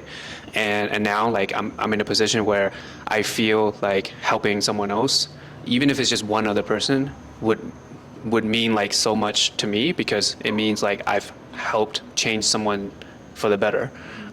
So obviously, I want to impact as many people as possible, which means that there are things that I need to be able to do, like being able to share my story, being able to talk about like what I've been through, and some of the things that I've been through are pretty difficult to talk about from an emotional standpoint. So, I have to figure out like how to overcome those challenges myself, so that I could share my stories and I could tell people like, hey, if you want to get through this challenge, like here's what you need to do, here's what I did. I need, that's the thing that I'm trying to develop at this time in my journey. Okay, for me, and I think this is more like a question to ask you guys. Like, for me, I'm struggling right now with consistency. Like, I just got so many ideas. I have so many projects at the moment, and I think like I get overwhelmed by my emotions sometimes and by my ideas. Yeah. Like, one day I'm like, oh, I love this project, so I'm working on that one. Yeah. And the other day is like, I feel bored about this one, and I'm working on this one. Yeah. But yeah, I'm working on several projects, and I just don't know how to manage everything. It's just I'm passing the step where I'm scared about like launching a project. But this is like confusing for me, because like it's actually getting me in more trouble than I thought, because like I'm actually launching like a lot of projects right now with several people. Yeah. And it gets me to do nothing actually. Yeah. Because some days I'm doing this one, some days I'm doing this one, and I don't know how to manage that. Yeah. Yeah.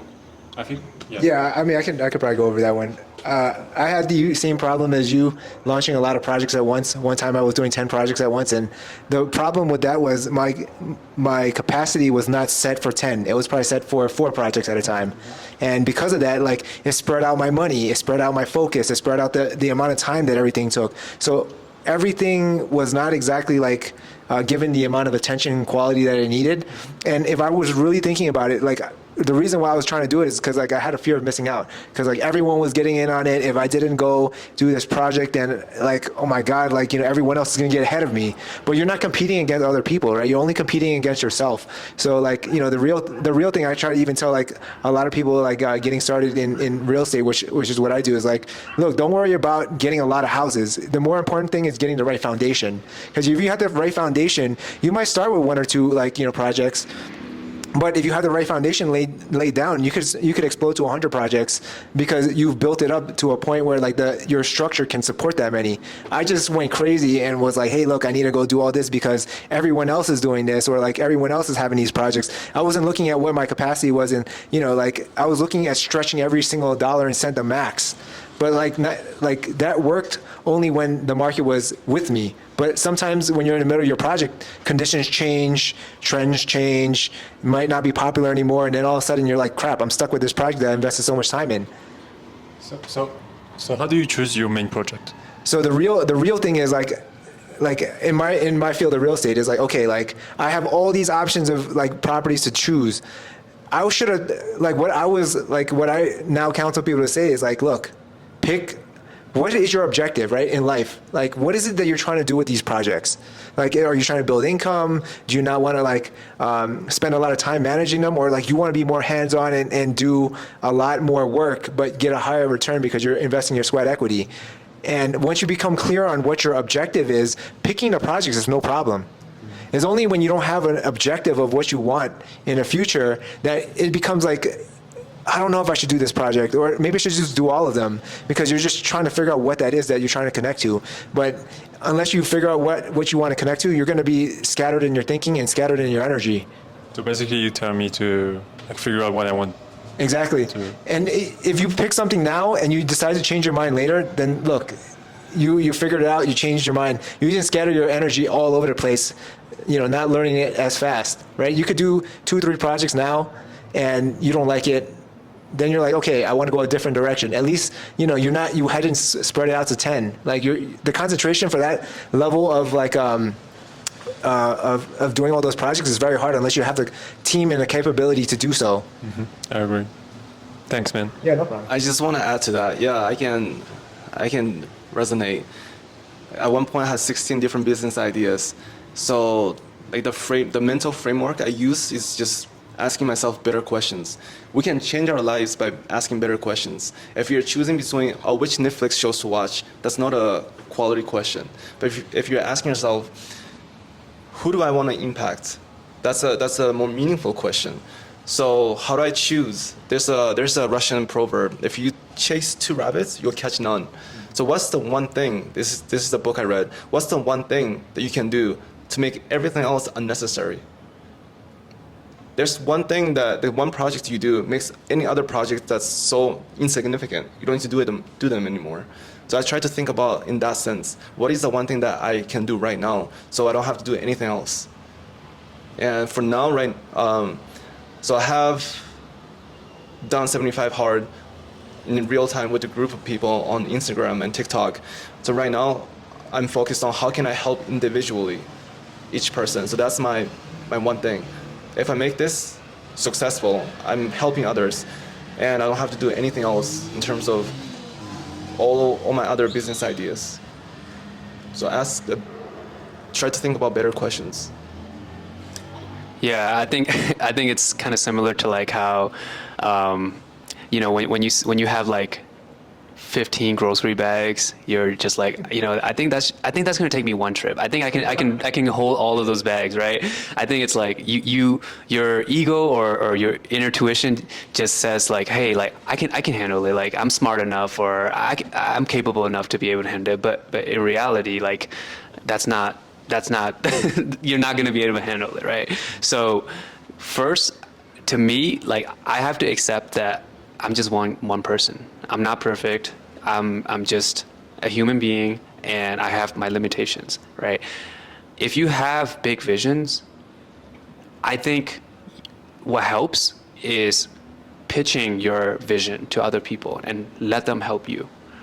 Okay? So don't think that you have to do everything all by yourself, because there are other people who may have something like of a similar vision as yourself, but maybe like you just have a better plan than them.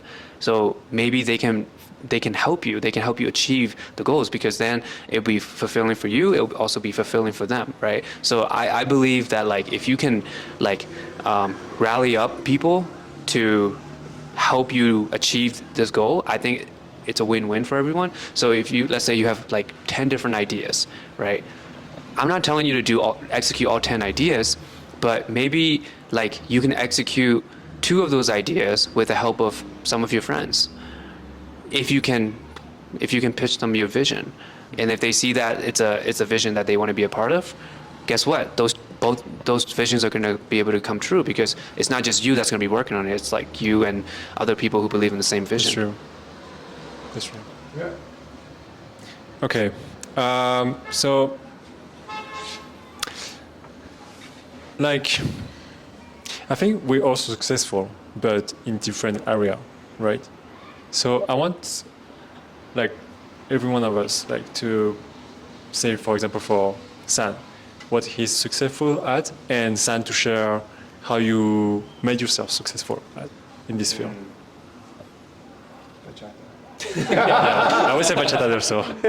Are we talking like from a like personal Everything. perspective, or, Yeah, or like everything. business or Yeah. career? Everything. Like for you, I would say Bachata also. Gotcha. Yeah, I mean, You say Bachata also?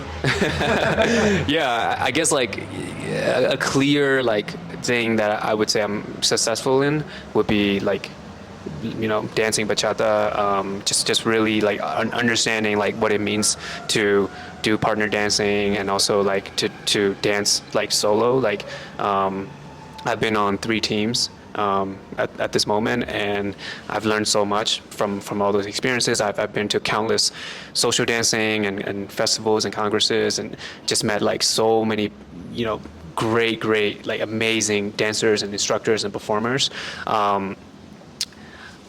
I would say like, you know, I don't know if I would say like I'm very successful in it, but I can confidently say that I am good at what I do when it comes to like bachata dancing.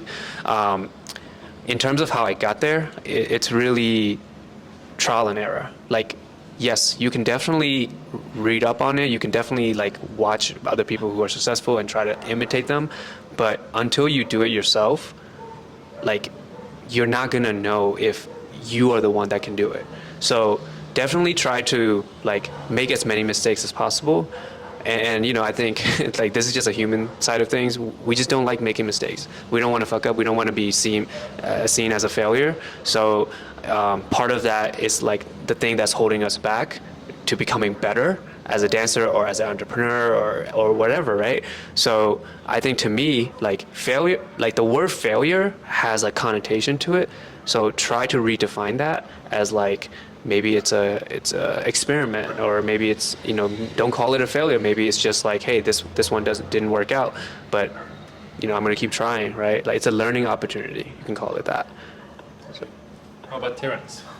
So I would say social media.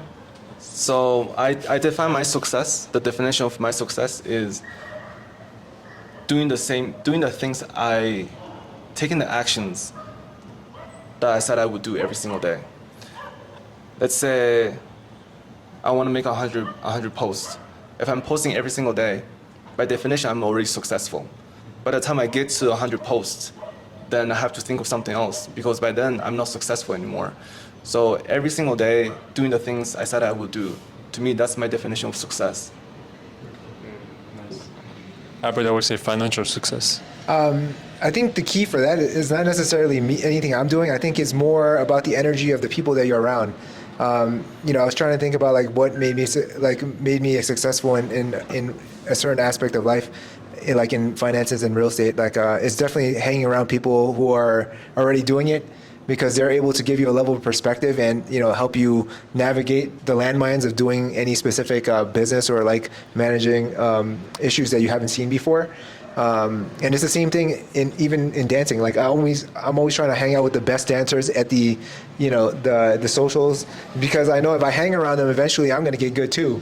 Because there's a part of like the energy of being around people who are already doing it, that also like starts to elevate you in unspoken ways. So that's the number one thing. Like if there's anything else, like hang around, people that are doing what you're doing and are successful at it. Yeah, that's why we're here. Yeah, By exactly. Changing your environment is the fastest way to learn. So we're here in Medellin learning bachata. It's the environment. For me, I don't know what I'm successful in, but I think it's excellence and passion. Like being excellent in something, it brings you everything because you give value to the world, and people start to see this value in you, and I would say excellence in your passion. Yeah, excellence in your passion, because you need the passion. If it's not something you like, it's like, yeah, people will see that, and it's like, for example, for money, it would be like just greedy. But if you're doing something for passion and you're very good at it, it's like, wow. Yeah. So how would you tell people to, if they don't know their passion, what they're passionate about, how do you find your passion? Look, so I'm not sure if the same for everyone, but I think you already know what your passion is about. You're just scared about showing it to the world. Like when I was young, I always wanted to edit videos, but I was just thinking like, oh, my mom, she's not thinking like this is like a suitable career or something, and people will make joke about it with me. So I thought, oh, I would just go to business school or something like this. But right now I'm 30 and I'm making videos again, and this is like a passion I had since I had 10, and also writing. Writing is something I had before. I never thought that would be viable. And right now I'm writing also. So I think you already know what you're passionate about. You just care about showing it. Yeah, I think this would really help, like your viewers, like people who don't know what their passion might be. Like what I usually tell them is you're not gonna know until you try. Right? Like you don't know if you like something until you actually do it and you go, oh, I actually don't like doing this. So then, okay, like let's not do that anymore and let's try something else. And then you do enough of those and you start seeing like the things that you do like, and you go, oh, maybe I want to pursue this a little bit more. So now you start going deeper into it and you go, oh wow, maybe this is a passion of mine. That's literally how I discovered bachata dancing. Like I just did dancing just because I was trying to help a friend learn how to dance, but then I also started taking lessons myself, and I was like, wow, this is pretty cool. Oh, like I try salsa, I try bachata, and I'm like, oh wow, bachata seems more fun. I could actually enjoy the music. Cool, let me get into it a little bit more, and then you start going into like the rabbit hole, and then you're like, wow, like this is my passion. 100% bachata, right? So you never know until you try. So don't be afraid to try. Yeah, along the same lines. For me, it was actually different. I always used to be like super jealous of like people who knew how to dance, and like I was just so afraid to dance because like they just look so good, and I always compare myself to them. So like after a while, I was just like, look, one of my friends said, look, just go dance and then see if you like it. Yeah. 8 months ago, like I first started, and like it was awkward. Like I didn't know how I was gonna feel, but like once I kept going, I just really learned that I loved it. So like maybe it's something that you look at and say, wow, that's super cool, because there's probably something inside of you that's like wanting to do that, but like you might be afraid, and you might find your passion through that. Absolutely. Okay. So just to cut this subject, because it's been a long way, we have like a party coming on. Yeah. We're pre-gaming right now. About to finish the drink too. Yeah, let's have a drink first and ask you the last questions. I wanted to have Terrance like here about like the next subject, but it's okay. I think we can stop here. Sounds after.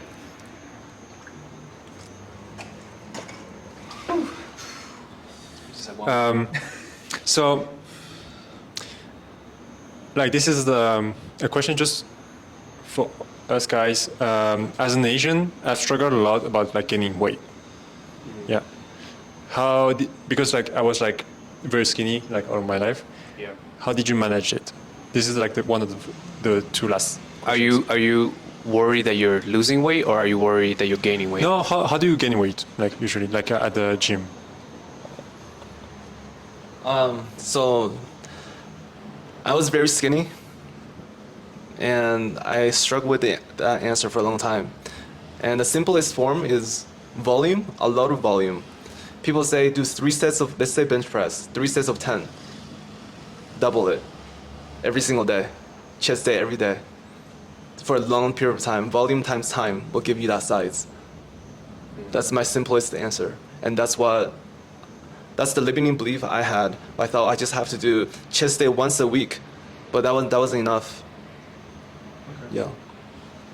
Yeah, for me, it's not about like trying to eat more or like trying to sleep more. I think for me, it's like doing the thing. It's similar to Terrance's answer, like doing more of the thing that exhausts you to the point where you're like, fuck, like I need more food. Like I need to sleep more because I'm so tired, you know? So then your body is giving you no choice but to like refuel. And that is the thing that's going to make you stronger, bigger, like gain more muscle. Because otherwise, like if you're just like, oh, I'm just going to eat more. Yeah, you're going to gain weight, but in the wrong places, right? So try to like push your body to the max. There's actually a quote which like I have to paraphrase it because I don't remember it, but it was from Aristotle, and he was just saying something like how it's a shame that like we're given this gift of body, like, you know, for men, it's a shame that like we're not using it to the max. Like we should be pushing for more, you know. And you don't have to look like Adonis, but like you should definitely do things that are like physically intensive, because that's the gift that we've gotten, right? So to just let it like decay as you get older and not, you don't take care of it, like that's a shame, you know.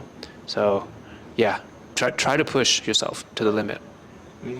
Like health is a much deeper topic, I would say. Yeah. We can talk about this for hours. But I do agree with you. Like the way to go for Asians is not actually to eat more, is to exercise more first, and then the hunger comes, and then you got like it's like a circle, right? Yeah. A cyclical. Yeah. I was gonna say, like, for you guys, you had the opposite problem. I always had the opposite problem where I had extra weight. No, the secret is to live in America and just eat like American food all day, and then you could then you can gain. You have the weight, then you just go work out and like trim it down. No, because I always felt like if you have like a lot of weight, it's easier to lose weight than gaining weight. No? Losing weight? Gaining weight is harder than losing Yeah, weight. gaining weight. Depending on your body type. For sure. Yeah, of course. And your But metabolism. yeah. Anyway, so You're just dancing too much bachata. Reduce bachata hours. no, you still have like fat people like in the bachata scene. Yeah. Okay, so last question about like self-development. What's your perfect morning routine? Perfect. Morning routine. Money routine? Morning routine. Morning. Oh, morning routine. For me, it's I always have to go to the gym first thing in the morning before I eat, before I start working, because to me, like I want to do the hardest thing for the day, and to me, those are the two things are working out and taking a cold shower. Because once you're able to do those two things, to me at least psychologically, everything seems easier. You know, because like running a business, being an entrepreneur, like there's so many unknowns. It's hard. So if you're able to consistently do what you think is a hard thing first thing in the morning, to me, like everything else feels easier. Yeah, I just want to add to that. So the most powerful concept I've learned, a great morning starts the night before. So I have to start fighting. Like I use the word fighting for my sleep time. If I want to sleep by 10 p.m. and I start getting ready at 9:30 p.m., it usually lasts I don't sleep by 10. So I keep fighting. I keep starting fighting earlier and earlier. If I start fighting for my bedtime at 5 p.m., consciously, intentionally think about, okay, I need to be in bed by 10. Then I'll have the greatest morning. And for me also, I want to wake up at 5 and go to the gym. And makes you feel good because you're working on yourself first. I'm not working for my company. I'm putting in the work for myself, and that makes me excited and energized throughout the whole day. Yeah, I agree. I mean, I think starting in the morning with at least going to the gym for me is like jujitsu, going in the morning for that, and then doing some kind of meditation in the morning just to, clear my mind and get the day started on the right foot. For me, I don't know, like the gym in the morning, it makes me tired. So I don't like it because I want to take a nap after when I come back home. So for me, it's more like meditation and learning something. Yeah, and breakfast. Yeah. So it's doing something for yourself first. Yeah, of course, yeah. Doing something for myself first. And then, but I would say something that's a game changer for me is like meditation. Yeah. Like, I feel like the difference during the day. Like, What was it? Meditation. meditation, yeah. Can you tell me a little bit about like your routine when it comes to meditation? So I have, so I just do 12 minutes of meditation every day. If I feel like I want to do more, I just skip I have an app and just ring, and just for one time. And if I feel like I want to do more, I just do more. But I just do 12 minutes every day, and I do feel like it changed something emotionally. Yeah. Nice, yeah. Okay. So let's finish with like a fun subject, Medellin. If it's okay for you guys. Let's do it. Yeah, we can just finish the bottle. And No. Come on, we're pre-gaming. Pretty much there, guys. It's like Friday. You know what my girlfriend said? She said like we are sinners. Sinners. Yeah, because like this is like a Semana Santa, right? Like the Holy Week. Holy Week. Yeah, so we're actually sinning today. Oh my god. No, come on, man. It was the same. It's the same. It's the same. All right. Shots? Wait. Last question was shots. Shots and then Shots last question. first, yeah. Come on, Albert. You're going too hard on that shot. But anyway, we're help gonna myself. wrap you some beer or something, right? Woo! So Medellin is on the trend recently, right? And a lot of YouTubers are saying that Medellin is a dream, and some others are saying that it's full of drugs and prostitutes, and like you can get murdered here. What are you feeling about it?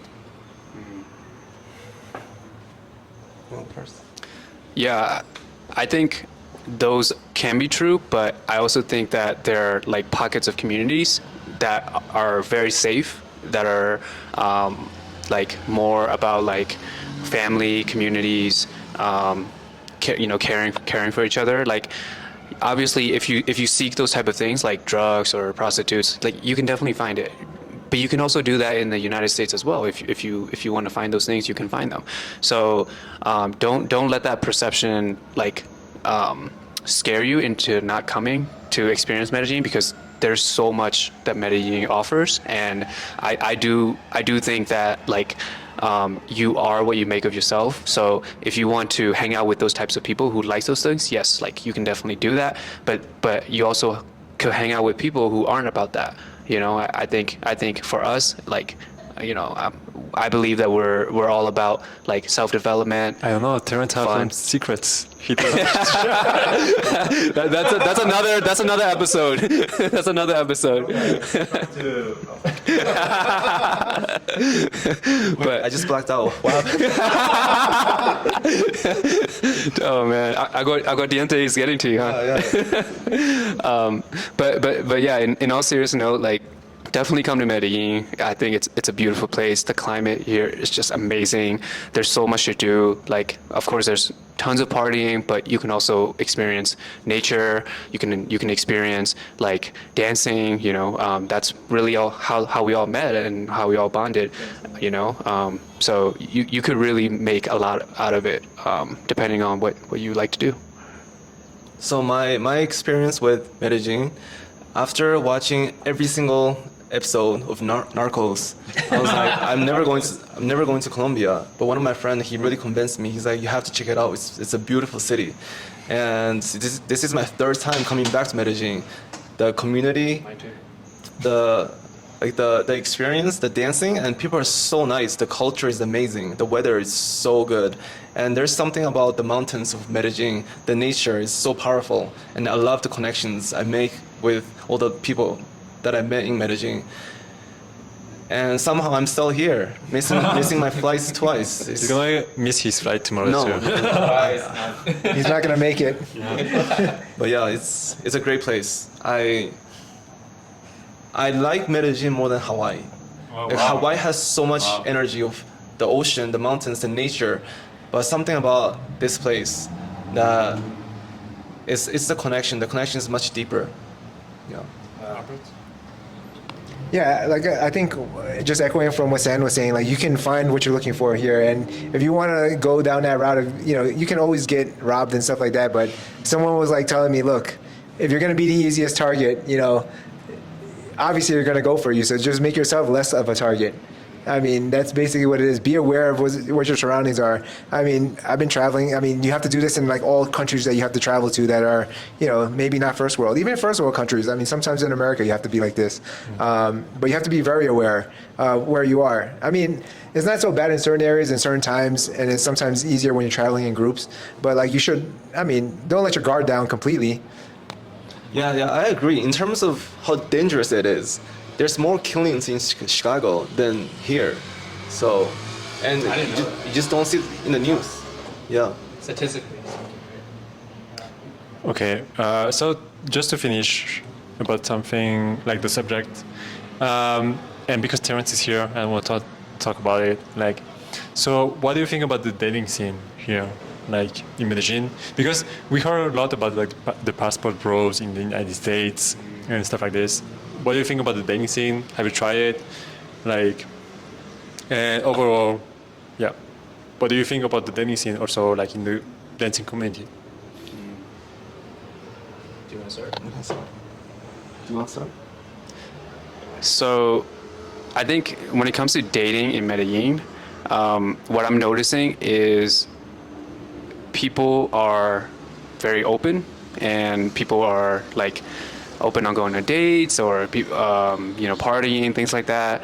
But again, like I want to allude to like the what we just talked about, which is like it's what you make of it, right? So if you want to go down that pocket of like, oh, I want to just focus only on dating, you can easily go to Tinder or some of these dating apps and find a woman, or even just walk down in Poblado and you'll find a woman. Like that's not going to be a problem. When it comes to like in the dance community, I think it's very similar to how it is in other dance communities, where you dance with them, you connect with them, you can then like take them out on a date and things like that. You can do all of that. I don't think that there's much difference in what you can do in the dancing within Medellin versus what you can do within like even the United States.